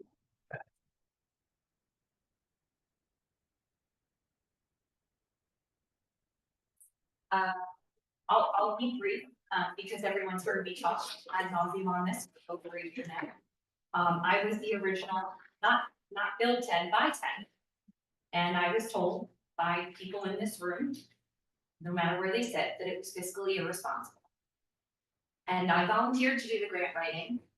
They referenced what I did with Snowden for the place at Haddonfield, which was $4.7 million for 20 units. There was a lot of work. It was more than 20 hours. As Dave said, we get paid $100 and some a week. We earned it. I put in a ton of time, happy to do it, glad to do it. That's what I was elected to do. But when I put forward that concept as just buying 10 more instead of the 8 we were buying and setting up the housing agency as we did to reduce density behind us tonight, I wasn't supported in that. And that is what led me to do what I believe is the responsible decision that I'll make tonight, which is comply with court orders. Because when my plan for buy 10 and using the entirety of the space for passive recreation wasn't supported, I had to pivot. And as Chief Cutler knows, I put all my energy into the PD and a new headquarters for that. So something really awesome came out of that, and I'm very proud of that. They're very deserving of it. So when nothing else was put forward in 2023, the judge in our fair share negotiations or settlement hearing said, I'm urging you, I'm issuing an order that says you should undertake this process. And it should include an RFP or RFQ for development at Bancroft site, because that is what the prior administration agreed to. That is what is memorialized. That's your obligation. And that's what I did. So I participated in the process. And again, participating in it now, pursuant to not one, as you heard Matt say, but 2 court orders, one from Judge Schweitzer and one from Silverman Katz.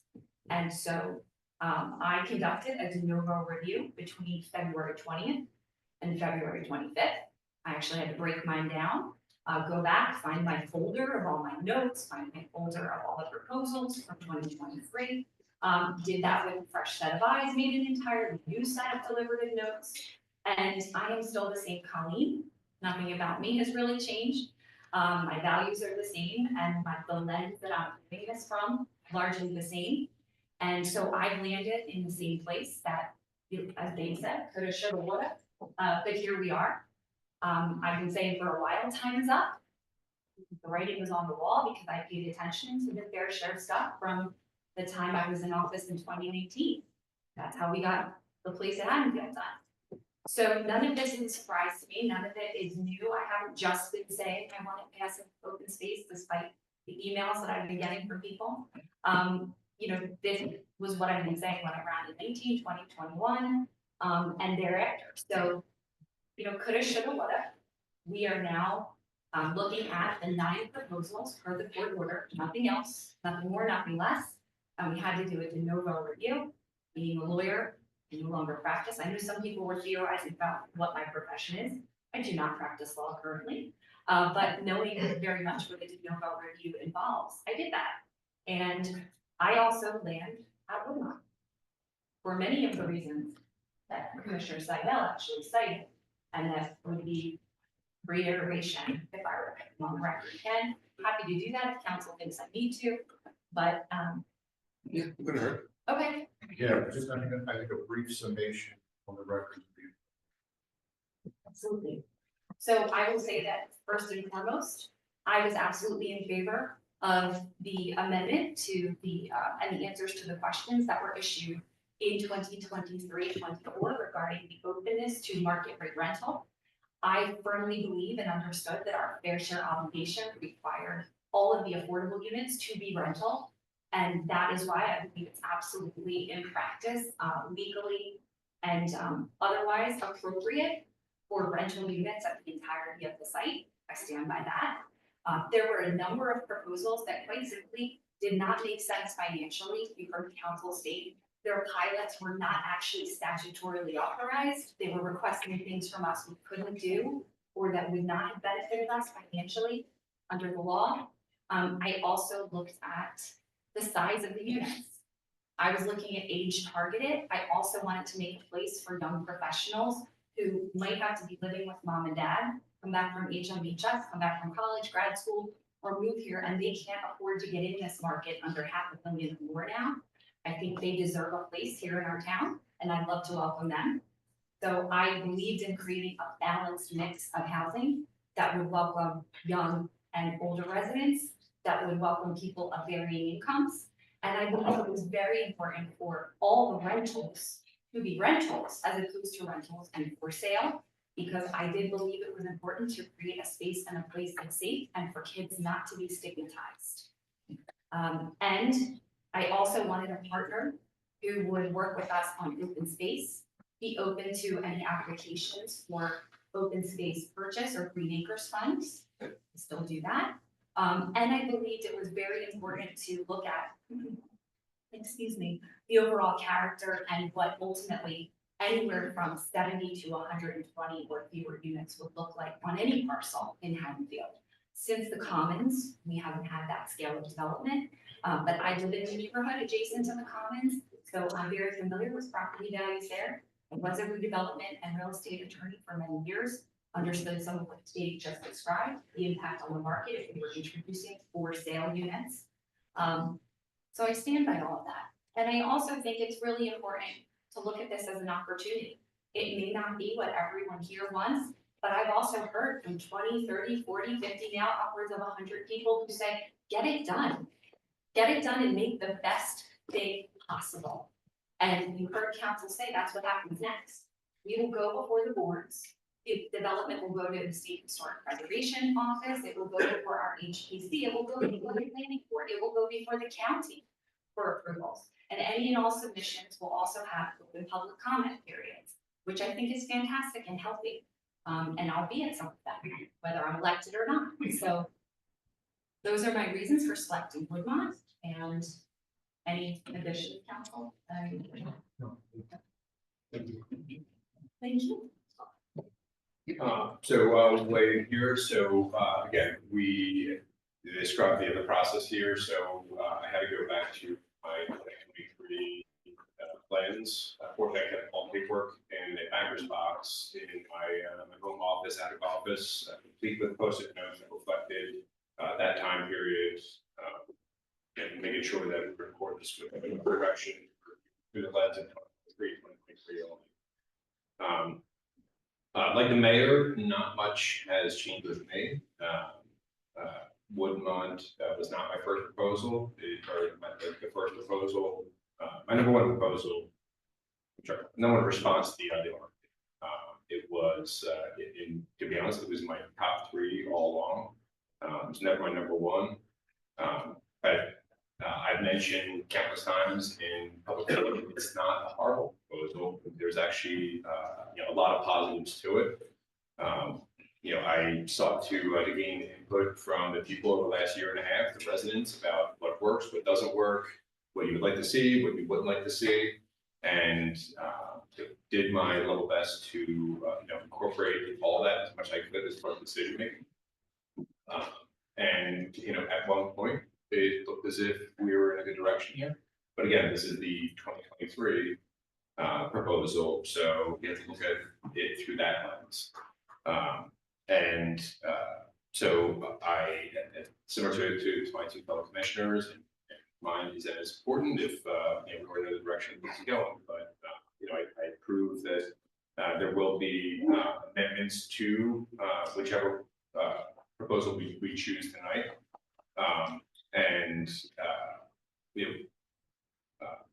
If there are any sort of changes going forward, we will certainly evaluate those. The ones that we're reviewing today have to be voted on quickly, and making sure that we are meeting not just the intent, but the letter of the law of the courts when we move forward, which is the most important thing here, given the two dates that Commissioner Seidel had mentioned in the past, and the description of builders remedy lawsuits that our legal counsel had discussed about. So I'll reserve my final comments for when we get down to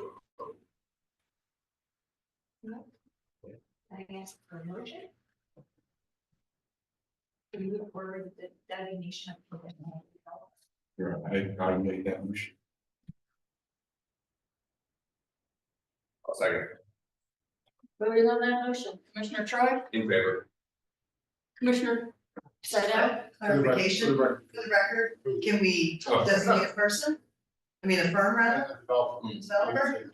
Because the resolution does not have a name in it, so. Oh, that's. Okay, so I make a motion to designate Woodmont as the developer. Yeah, so just real quick, for purposes of the resolution and record, we have an email on this. I just wanted to read, if I understand you correctly, I'll put some handwritten notes here. I just want to read a couple things in the record. First, unless you want to read that.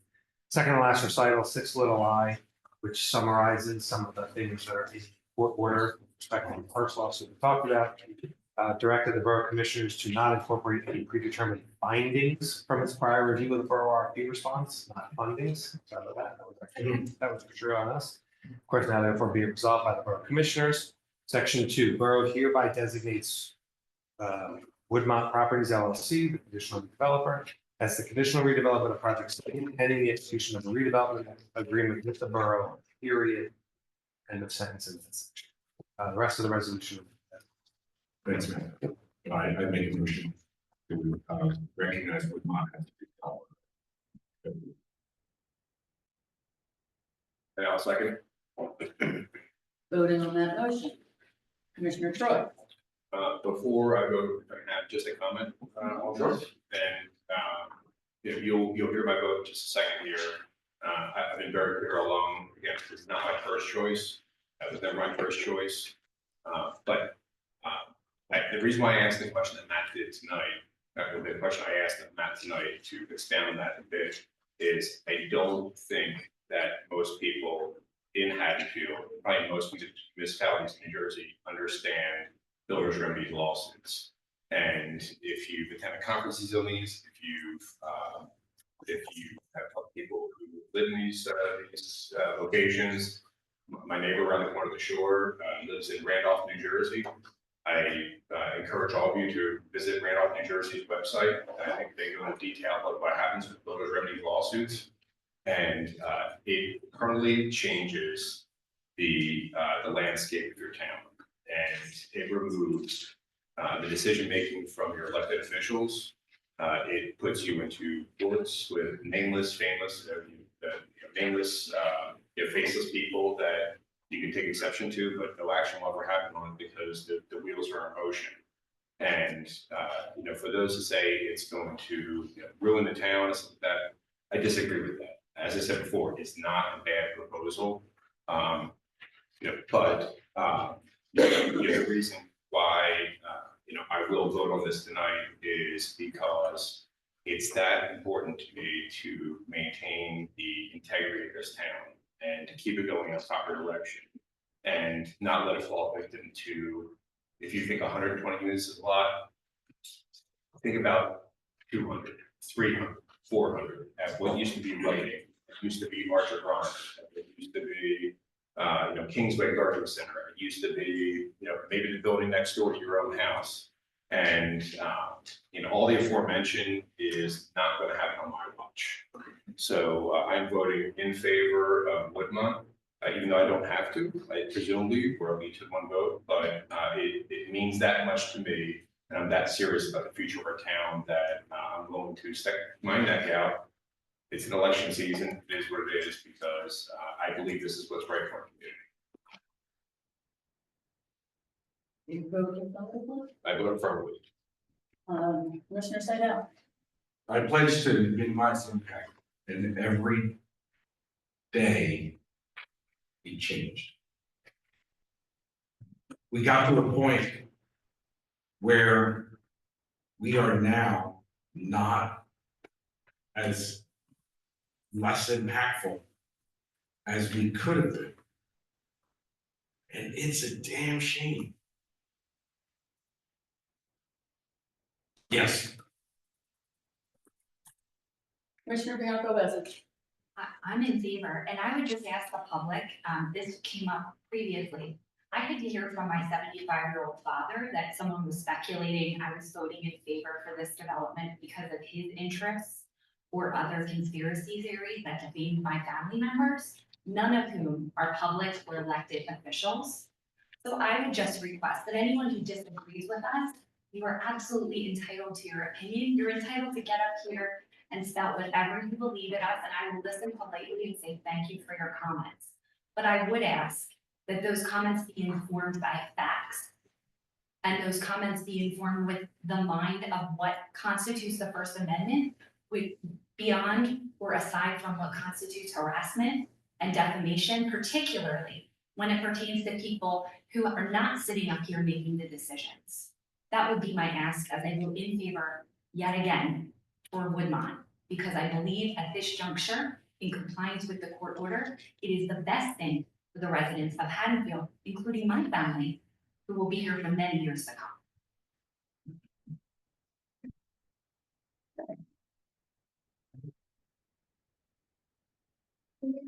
The agenda.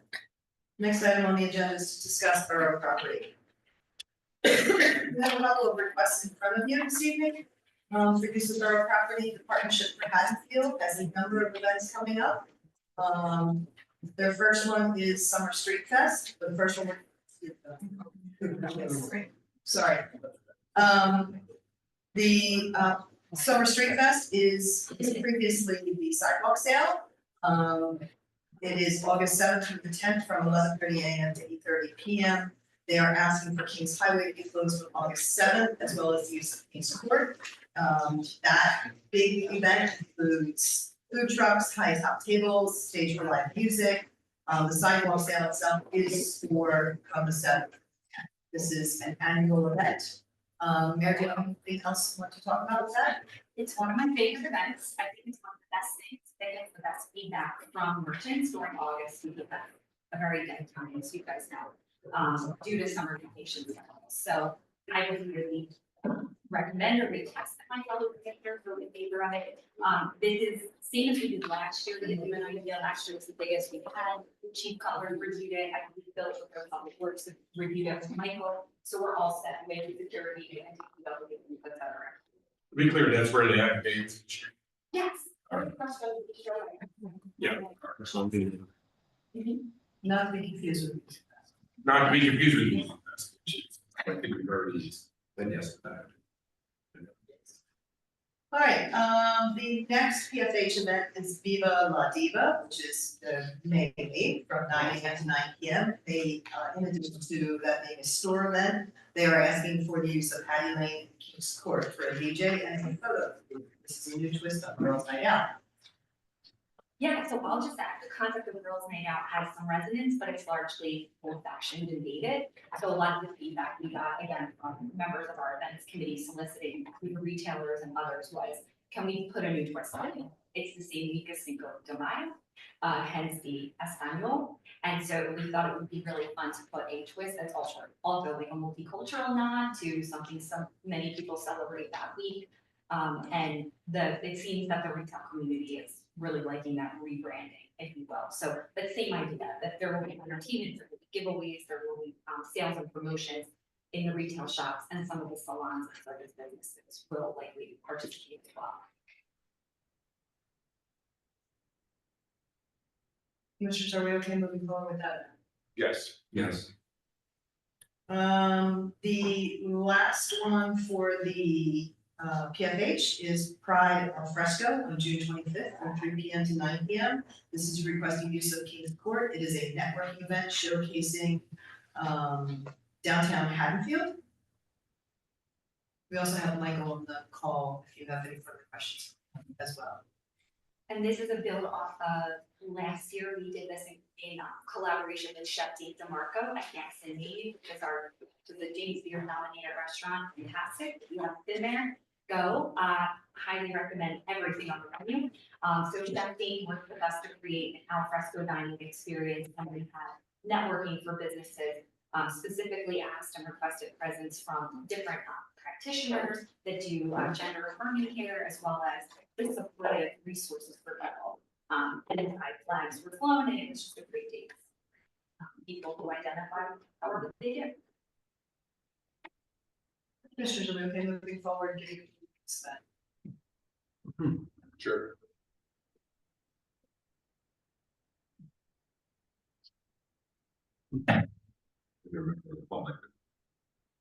Sorry, just different. No, Okay. this is not time for the public. All right, no, I'm fine with that.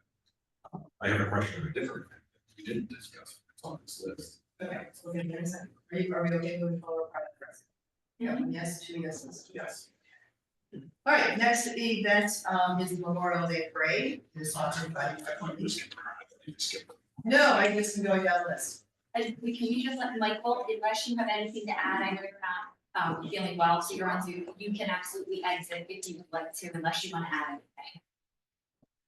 Nope, nothing to add. Thank you, Mayor. Thank you, Commissioners. Thank you, Michael. Sorry, I was following the spreadsheet, Sharon. That's okay.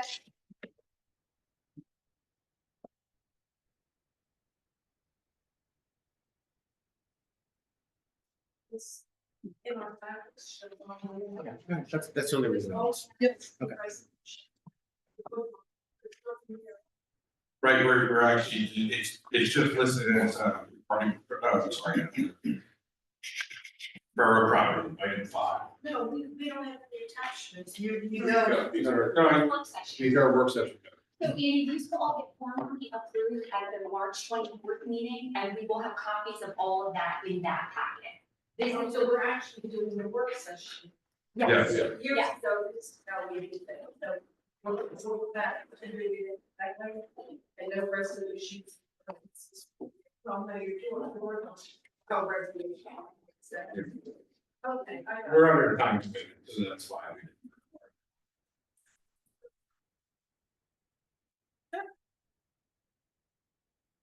Okay, next was. Memorial Day Parade.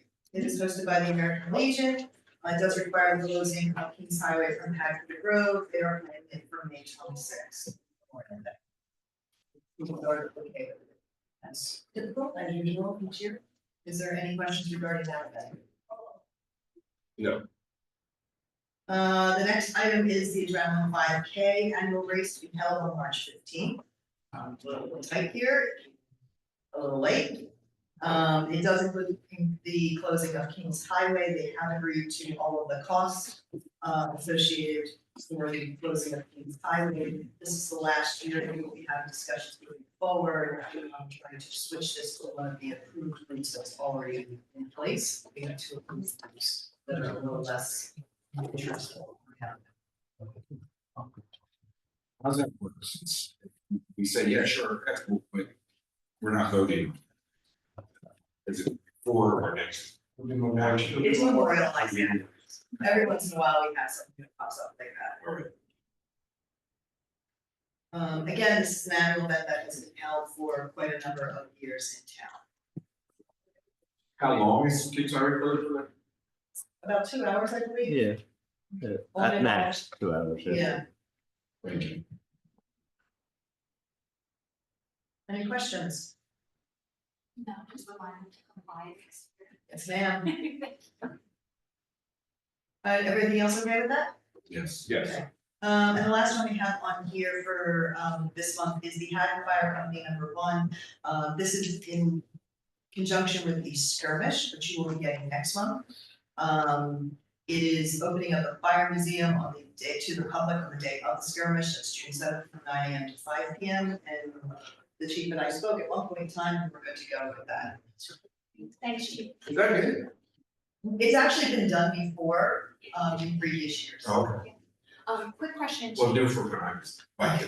Chief Cornish. Yes, ma'am. I know we had emails exchanged with Bernadette, Deanna, about another event for the firehouse that I believe you were confirming availability. Was that Daisy or Girl Scout troop? Yes, ma'am, that's been confirmed on our end based on email from Bernadette. Okay, I can pull the data for you quickly, if that would help. I'm happy to just say if you're okay with it, and like, I just wanna make sure we memorialize it tonight, Chief, so, yeah, if you could just make a note, this was just a standard. Yes, ma'am, it's Thursday, April 10th. Okay, So we'll get that one added to the list of events also. yeah, just so the mom knows, or the woman. I think she's already been told that she's Yes, okay. Thursday, April 10th. Yes. Okay, Yes. thanks, Chief. You're welcome. Any other discussions on use of borough property? Next item on the agenda is to discuss fee changes to certain parking offenses. These are tickets that get issued.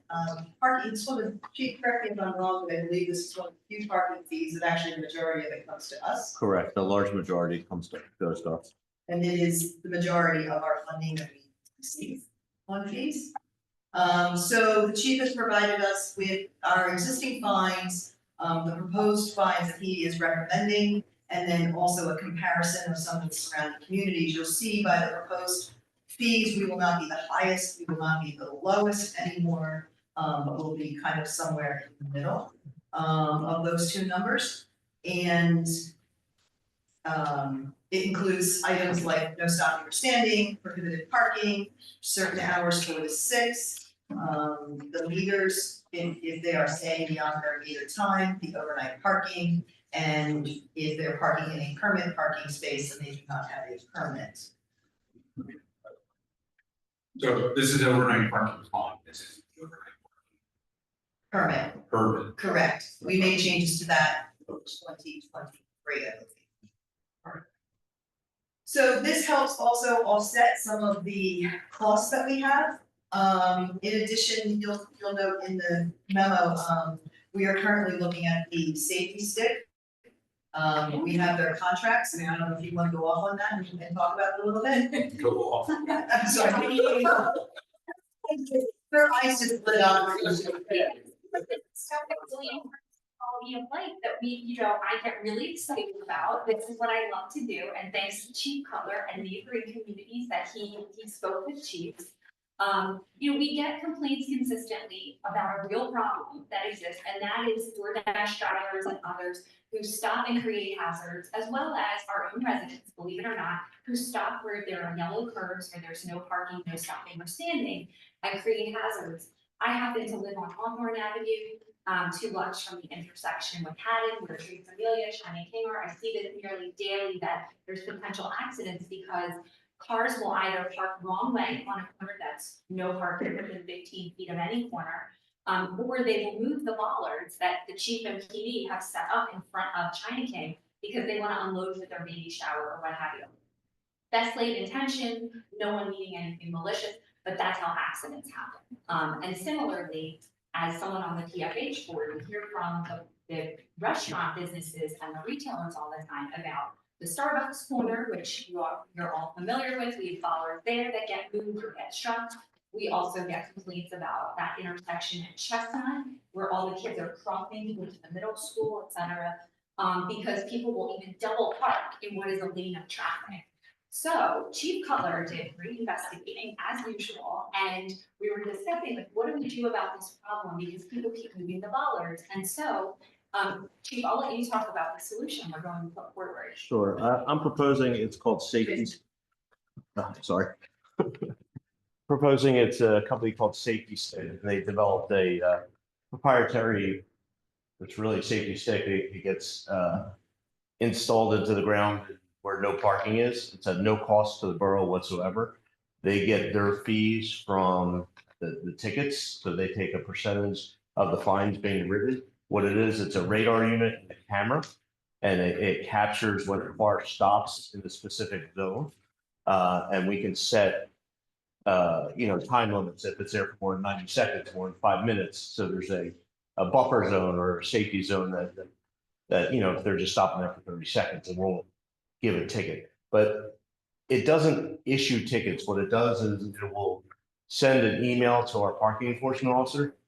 Hey, there's a vehicle here. It takes a picture of the violation, and our parking enforcement officer actually issues the summons. So it's not like a red light camera, which is outlawed in New Jersey now. It is actually issued by a parking enforcement officer with the help of the safety stick. So our parking enforcement officer could be, in front of Miramonte, and the violation could be happening at Starbucks. It will send a notice to our parking enforcement officer. There's a violation here. Would you like to issue a ticket? And then they actually have to handle it, write a ticket, and then we send it in the mail. So that's what happens. It's not automatic. So a person, a human, has to actually write the ticket, but there's no cost to the borough whatsoever.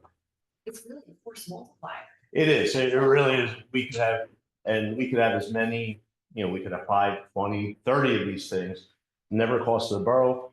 We have a large problem of the 4 to 6 parking for the lane of travel during on South Haddon, on North Haddon, and on the front of the CVS. So we can put them out there, and it would only violate during certain hours. So that it would be out there all day by itself. And between 4 and 6, that's the only time that we'll notify our parking enforcement that there's a violation. So it's really neat. It's neat software, and there's a couple of towns in North Jersey that have used it for about a year now, and they're just getting more and more and more. So, and it's filtering down our area. So we want to be one of the first to try it out. Chief, just to clarify, you said a couple of times now that there's no cost to us, but that's not exactly accurate. Can you just clarify? Yeah, what you mean by that?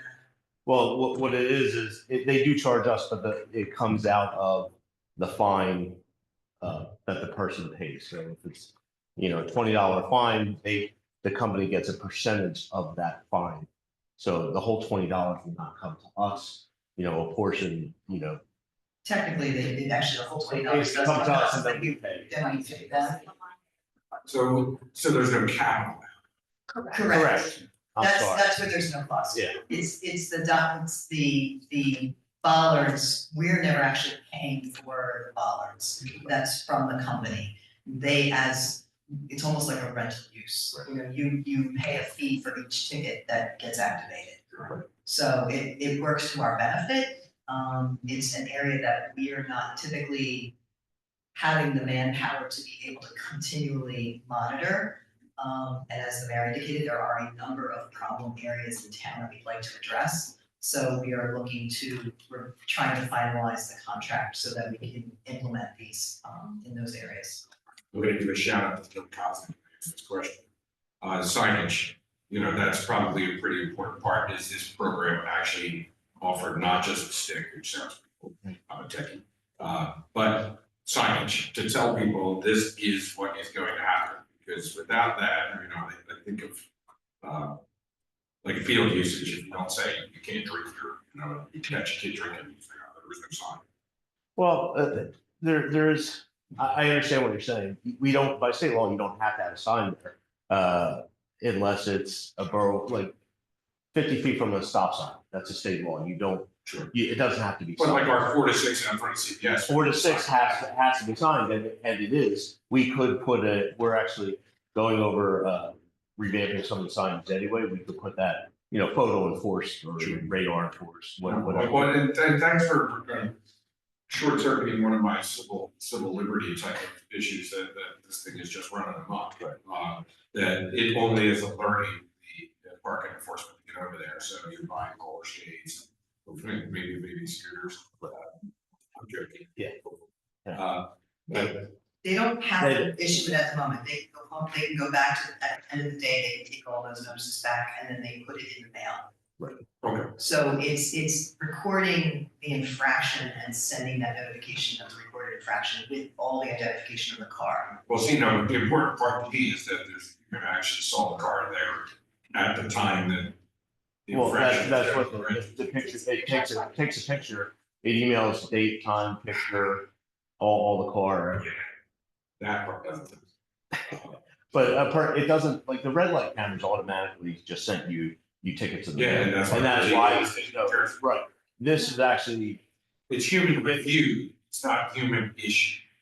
Well, No, it's human issue. No, a human has to issue the ticket. But they're reading data, they're not actually observing. By their own eyes, they're observing data to write a ticket, not observing the infraction itself. Yes and no. So Right. if Maureen is.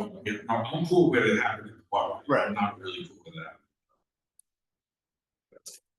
Fine, bring it to you guys. You guys decide. And note, thank you for this chart, but do not legally park on. Yeah, I know, right? One quick question. Yes. Will the contract specify is it paid when paid? So we don't pay the provider unless the deed gets paid to us. It's not, but I mean, if they don't pay the ticket, there are consequences. Their license can be, revoked. But I've been in construction all my life, I like paid when paid. I understand that. When I get my money, We can bring that up. We can certainly talk to them about that. Just to be clear though, this is just like Haddonfield State. We're not seeking commissioner approval for the safety sticks. We have made a decision as a Department of Public Safety. We are pursuing a pilot program with the safety sticks. In order, they will be placed around town and we will evaluate it, just like the license plate cameras. We don't do a resolution. It's like Frank ordering a chipper. Or you doing tax software. So I just want to be clear. We within Public Safety Department have had the discussion, decided to move forward with it. And it will be a pilot program. Right, sure, yeah, we're just giving, I like to think, I just give you feedback about. No, I appreciate everything. Frank, we'll definitely look at. Well, it's actually, it's a question that Frank, kind of brought up. Is it a percentage of the ticket or is it a flat rate? No, it's a percentage of the fine. Because, if the fine increases because of lack of payment over a certain number of days, their profit goes up. I mean, well, their collection also goes up. I don't know when they actually send an invoice. I believe it's monthly. So let's say we write 10 tickets, they'll send us an invoice for 10 stop understanding tickets at $8 a piece. I'm just making up numbers. So if they don't pay it after that month, the fine will go up, but the company will never know that it's fine. Right, that's, it's kind of The escalation comes after. So it sounds like it's not paid. currently it's not. So that's one of the things we have to see with the offset. Now, they don't have to know the amount it's paid. We'll have to look into it. those All are right. But the other important piece that I was going to say is to Commissioner Seidel's point, Joanna and the chief and I have worked through communicating this on the app and in the newsletter and publicly on social media. So residents will be aware when these are being placed and where. And they will have the opportunity to give feedback on them. And also just for their knowledge, don't try to do the safety stick because it's bolted into the ground. Right. So also like a multi-tiered comms plan too. Is it in the right of way or is it on the side? It's on the side. Oh. It's like a meter pole. It looks like, almost looks like a meter pole. So back to the question of the increased fees. We are making a recommendation to amend the ordinance and introduce the amendment this month, if you are okay with those fees and the chief is recommending. I'm in favor. On top of it. Okay. We will work on the ordinance for March meeting.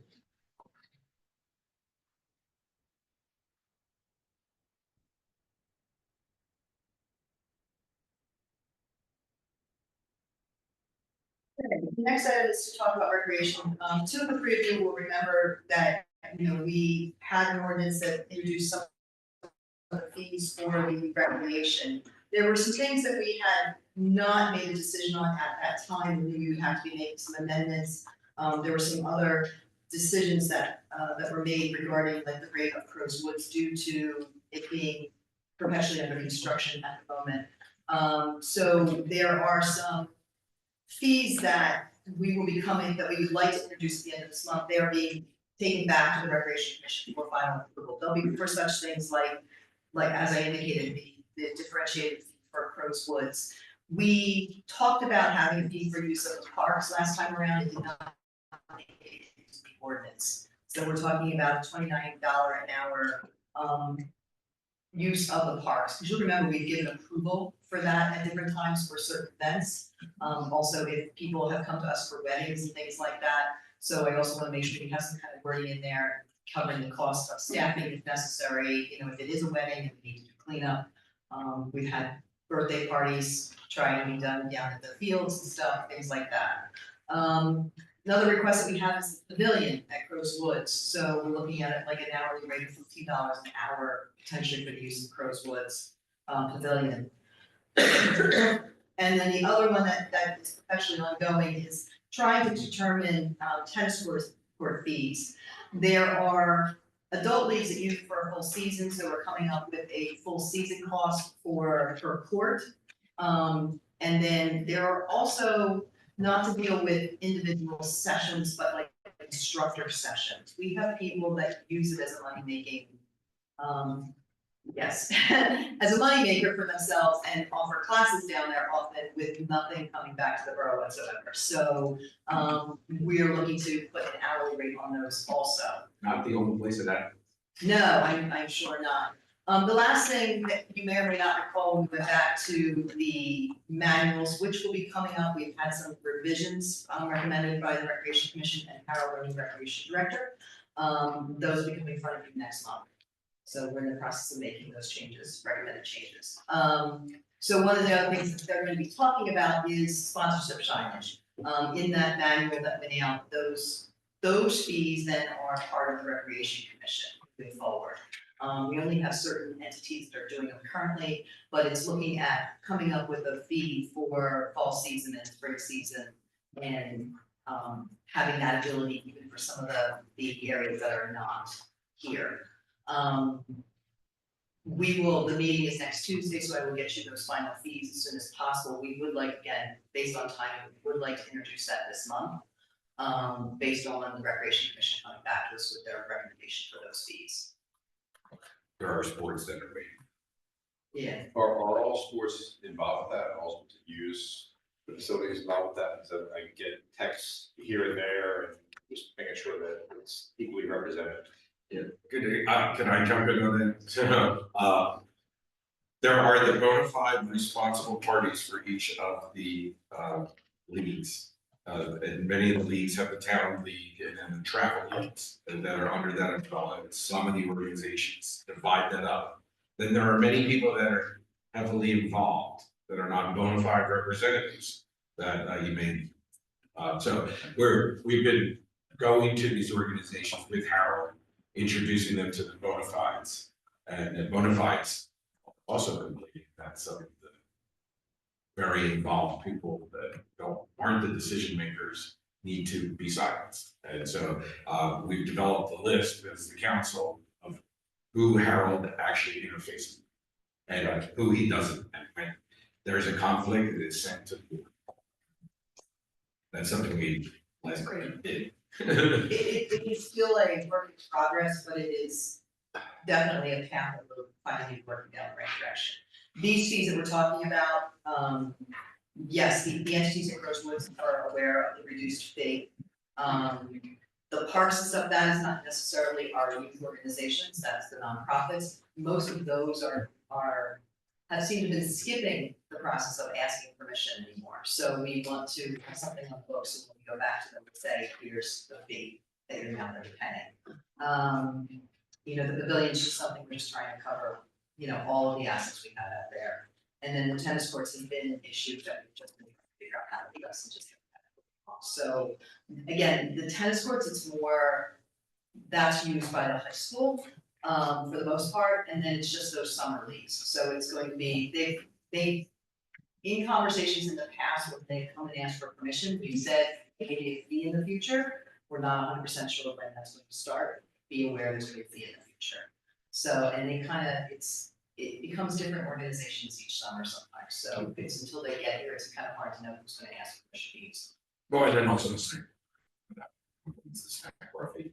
That is not one here right now, because that would go out to bid. Okay. So one of the things that we've talked about before is doing a RFP or a bid rather for snack board. And it's part of Harold's discussion is with all of the different youth organizations, because we have one at the soccer field, we have one at the Little League field, we have something at Centennial. So it's in discussion with them as to whether they want to continue doing it under themselves, or do we go out for a bigger thing where they're no longer asking parents to provide time to do these things or money, and they're actually getting a service. So that's one of the discussions we're doing. We'll be coming back probably in the future to do that kind of a bid for that aspect, once we get the feel for that. And part of that request is lack of volunteers all across the board.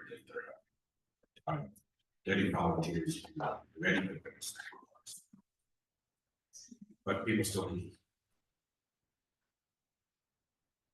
I'm happy to so far defer to rec. Thank you. Anything else? Okay, that brings us up to telecommunications ordinance.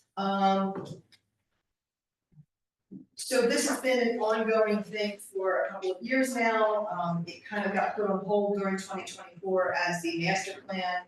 We did meet several times with the master plan subcommittee to go over it. The Cityscape has provided us with the wireless communication master plan document. I was having conversations with Emily Gibbons, our solicitor for planning board today, in discussing this. We do think we want to change that word master plan to another word, because when we went over what the document was, we do not think that this should be an element of our big master plan. It's just an advisory board as to how to develop the ordinance. So we do want to change that wording before we put this finally out there. We just have to determine the appropriate wording for that.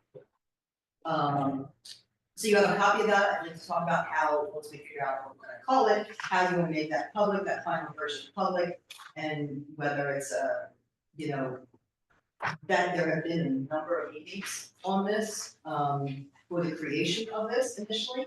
So whether it's just here's the final document and Joanna does a press release, puts it out there, and we put it on our website. Or you would like Susan to come and give a presentation on it at a meeting. And then we have the draft ordinance. Our zoning officer and our construction official are just doing a final review of it. There's a couple of highlighted things in there. We just have a couple of minor things we're still finalizing, but I anticipate having that by the end of this week. But it is time to try and take the next step if you're ready and comfortable with moving forward with this, otherwise this would have to wait until after May. I'm sorry, Dave Chagowski, is Dave still here? Okay, ready. So it sounds like Sharon, correct me if I'm wrong, we're waiting a couple of things to finalize this draft plan. That would come, so we have time to review it, that can be made public before the next meeting. Yes, Okay, and then we will be able to talk, we can take questions about it, we haven't even seen it, till tonight, so we would be able to answer questions, and then we can talk through what the next steps would be as to presentation or more information, et cetera, so feel free to chime in. Just to be clear, the next meeting you're talking about is the next work session, April 7th, or are you talking about March 4th? Action. so what I was recommending was we can make this public Okay. by the end of this week, or Monday at the Assuming that latest. every, Assuming everything's okay. I don't want to overpromise. Yes, yes, there's just a couple of minor things in here, and it's just wording on, like, once it says it's permanent, that's not actually what it is, we just have to make that minor change to it. We can make that public so they have it in advance of introduction, and I'm happy to meet with our two very active residents who would like to discuss it with, that have been to various meetings in the past about this, and go through it. We would like to introduce it at the end of this month, send it to planning board for April, and potentially adopt it, so that one of the things that we would have to do in the second half is, now that we would have it, we have to put in a plan as to how we implement this, which requires going out to bid. Okay. So we would like to get started on this earlier rather than later. If you're not comfortable with that, it certainly can wait until being introduced in May or June. Okay. It's up to the commissioner's discretion. And having read about this, I had a chance to read this, but I'm somewhat familiar with it. I mean, this is not prescriptive this is leave it open-ended in terms of solutions, like brings it down for RFPs, correct? Correct. What this does is it talks about, the ordinance itself sets up a process for approval for everything, and talks about, existing facilities, pre-existing facilities, then how they go through the proposal process, and then locations, it sets up preferred locations and a hierarchy of those, and those are based off the public process we went through with this, trying to determine where the public wanted it. And so if you are higher up on that list, it's a smoother process because you're kind of an approved location, which kind of is, most of those are the public areas, either on top of light poles or public spaces, public property, school property, things like that. And if it was not one of those, then they kind of have to justify why you can't go through that when they go in front of the board. The rest of the ordinance, again, the ordinance is just all the things they need if they're going in front of the board, just like any other ordinance, what you would need to do in order to get. And Sharon, this is for private or public property. Correct. Okay. So if a private owner or commercial property owner.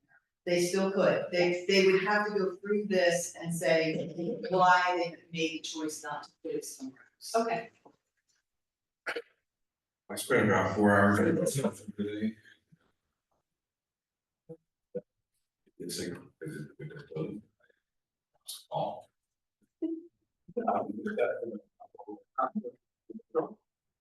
so one, excited for it. Two, it's new to me. So anytime I hear a while or we have an option of this or that, I would really say both.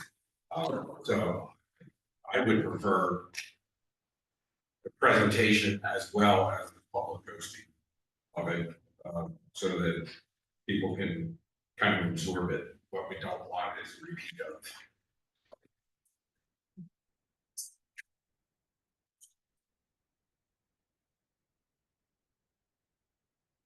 So, And then the other question I have is on the revenue side. So when it is public, does since how they gotta be valid, so somebody's responsible for the electric bill, and if it's on public property and it's our public property, they're paying rent.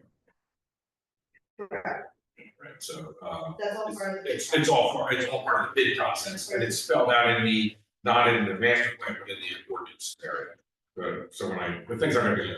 So revenue is part of the bid process. Oh, The ordinance indicates, where? yes, Okay. where process in order to get approval, the types that are allowed, Yeah, and kind of type of function, power, yeah, because we don't want, right, we already know what we don't want. right, We want a lot of little power, right. little lot. The master plan goes into much greater detail of what we have, what the problems we have are because of the lack of infrastructure. And explain why we have that problem on top of it, whereas, buildings like this are incredibly hard to get through. Our tree pattern makes it harder for signals to get through. It comes up with 3 different kinds of solutions. One is the extreme of putting big towers, putting 13 big towers around the town. Can I just say we don't talk about that Sure. right now, because I don't wanna say 13 towers and people now get Yes. excitable on social media. Yes, so it talks about 3 different possibilities. All right, I will start. There's an integration. So they've given a few presentations on this that they're kind of like the snippets of, I think they've gone over like the poles, the model poles, some unit poles. They talk about the areas in the borough where strongest, the weakest signals. It was actually so I think they had what, 3 presentations? Yeah, the single map, they have on the page. Yeah. So I think so are we saying that there should be a final one to? It could be a final and saying, here's the final master plan. It could be done the same night you're introducing the ordinance, if you're comfortable with that. Or it can just be, here it is, the ordinance in draft form is here, however, based on, public comment on an ordinance. If you're trying to get public comment on an ordinance over and above typical public comment on an ordinance, then you can put the ordinance out there and wait until after the election. Because we can't introduce an ordinance in April. So we can wait until after the election to actually introduce an ordinance if you're trying to get additional public comment on the ordinance itself. The answer to my question, 2 readings. Yes. Yeah, you can't cross over. And it has to go to planning board. Administration. Right. And it has to go to planning board. So, there's also a discussion. So we can do that, or we can do presentation and introduce at the March meeting. And then it goes to planning board and comes back to your meeting for adoption and additional public comment in April. Either, it's your choice, whichever way you prefer to go. To say, like chief ordinance, the fire ordinance that we. Yes. Down, I drafted it for a year ago, and hasn't gotten introduced yet, chief, so. Well, and that's what I was just gonna say, I said, we don't know how the work still in progress on. Background, and like other stuff, we have a stomach. Not a stomach, there's only so many months today. I'm just asking for. Yeah, sure, no, I'm talking out loud, because there's a reality there, there's only so many people that work in this building, and there's only 3 of us, and we gotta read all this stuff, so,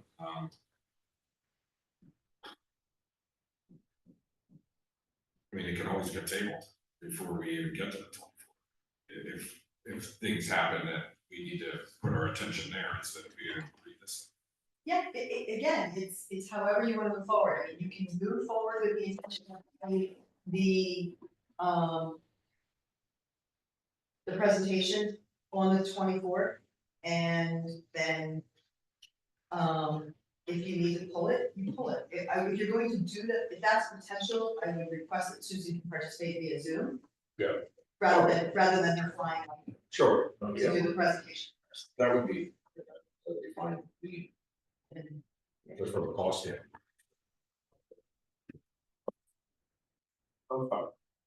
This one on. So do the presentation and potentially put the ordinance on, and then if something comes up, we can pull it. Yeah. Yes. Okay.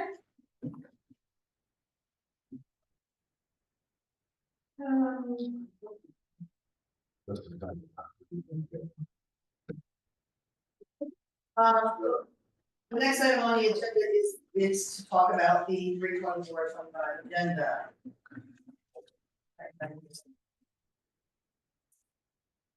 One note, women history proclamation never got done because I asked specifically to move it from February because of my travel. And then, yeah, we did work on tonight, it was fine, it's a work session, that's okay. But if we could make it the first proclamation of March 24th, since it's a March month, that would be great. We will certainly do that. Thank you, baby.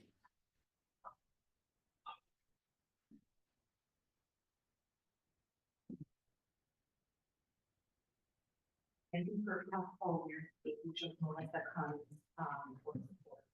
it's full line, never. Yeah, and we have use elementary school. So, I grew up in first. That's good.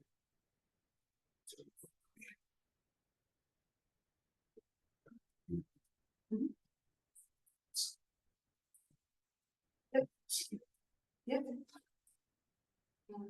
Yeah, and my only potential is introduction of an ordinance, which Sal and Chief Gordon and I are have to get together on because it's been months since we initiated review and rewrite to deal with the junior firefighter program and all of that, because of the current ordinance doesn't give us any ability to do that with insurance coverage. So that's actually been an issue since the skirmish, Chief. Yes, right. Yes, so that's one of those things we have spent a ton of time on, and I would love to see in my parting, that before I'm done, I actually get that across the finish line, so. That's just potential, and I'll give everybody a heads up, we are gonna be able to put that on, I'll make sure commissioners get copies well in advance of the 24th.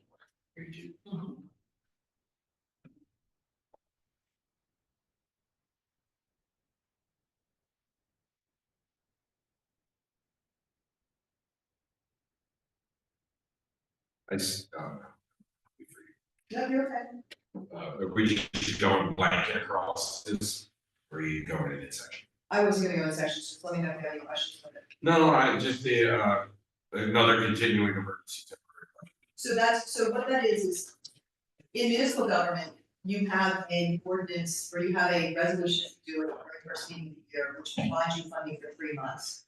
And then it's only allowed me for 3 months. And if you have not finalized your budget, you can do one either for a month or any amount thereafter, as long as the amount ends up being incorporated into your budget. And most municipalities. Oh, absolutely. Yeah, right, so I'm just saying, it's not our problem. Yeah, no, It's and we're, big time. yes, yeah, the state, I was thinking the state numbers are out yet. No, I was gonna ask, when are we introducing ours? I'd So- like to get that done. Yeah. We may not, that may not be introduced until May. Just. Alex, with the time. Yeah, we're trying to finalize it and still get final numbers and stuff, and I don't have a budget. Alex is our CFO, you know, for those. Yeah. I have mine. I did not. It's the state. I'm trying to look out for my chiefs for the foreseeable future. When I my budgeting for elected official certificate. Nice. It was a. Plan for. You pay $114. Everybody rush. Any other questions on the agenda, on March 24th agenda? Do we have an anticipated closed session? Just from. It's not. No, not today. I'm not anticipating one. All right, I'm just trying Let's to. go a couple meetings without one. Yeah, no, me too. Please. Is that our last topic? Because I know you had. No, I do, so we have, that's the next one. Yes, that's the one.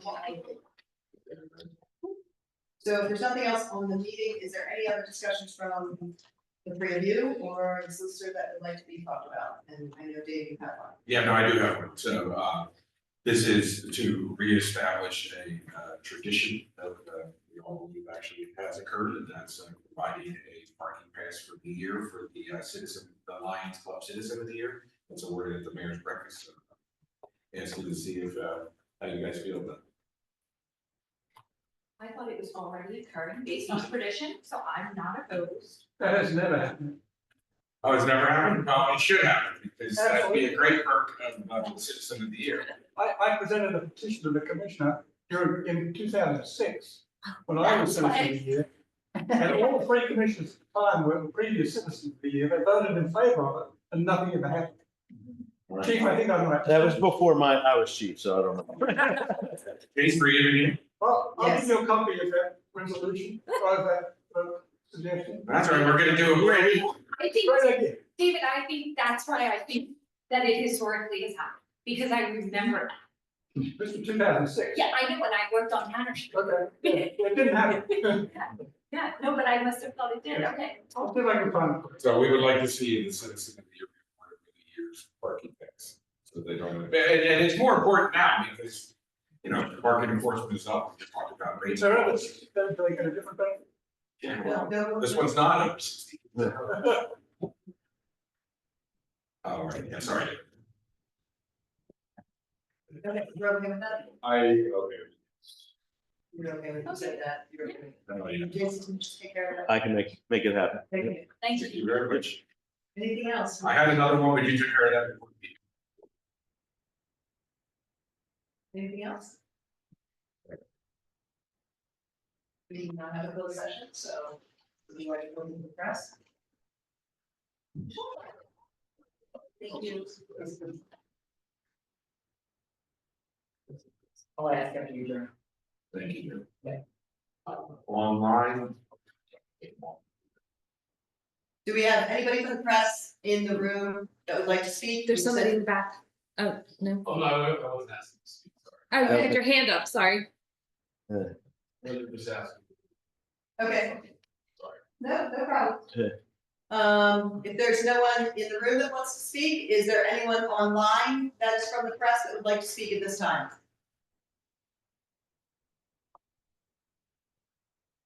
Okay, just one thing, there was a question that Kim Custer brought up at in the public sections that I did not address. There was an update on Lower and Boxwood.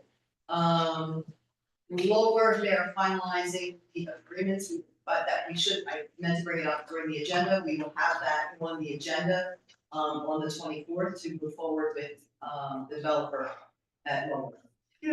Yeah, and then Boxwood is still trying to get through HBC. They have not, we're still waiting for additional information from them before it can move forward with HBC.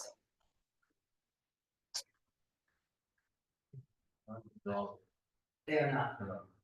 They are not. Is there a time frame? Yes, we need to, it's one of the things I have to follow up with Matt because. Get off the hot. Because they're- Okay, yeah, well, that's what I'm getting at, okay. When did we approve moving forward with the Lower developer? Was that in August or was that something else? I didn't vote on I think you were here. I Yeah. thought you were We here. were here when the decision was made. Yeah. that, not looking at it, voting for that developer. So The resolution would be on the. But I'm almost certain. I remember in closed session and I remember my opinion. Yeah, no, I only remember this closed session. Yeah, which is why I'm surprised. Because if there was actually, that's one thing, 2-0 or whatever, but I didn't take a public vote on Lower. Yeah. I know we did discuss it, but I don't know if it was actually official action or not. If I can remember saying to kid, because you called us out on it and said, oh, is this like another, and I said, no, this is for bids for the house. That needs to get fixed up. Yeah, the last conversation, I had was closed session in January, I believe. Yes. And we all shared our feelings, what we did with everything and delivered it. I think there was one session. And then Yeah. I never heard it. So, yeah, take a look. Procedurally, what does that mean? It may be nothing, like if you Yeah. say a public vote and I just wasn't here for it, that's totally fine. I just need to bring myself up to speed. Otherwise, we have to select a new developer. reselected agreement of sale, just like. You know, the side of the street, yeah, right, for lower, because it is also part of the redevelopment. And given the proclivity for lawsuits among our residents. Sure. I would like to prevent any potential. No, that's a great point. Any potential litigation over. So please make sure your I's are dotted and T's are crossed. Anything else? No, press. We already did press, so we just need a motion to close. Motion to adjourn. Motion to adjourn. And a second, back second. Yeah. All in favor? Yes. All opposed? Seeing none.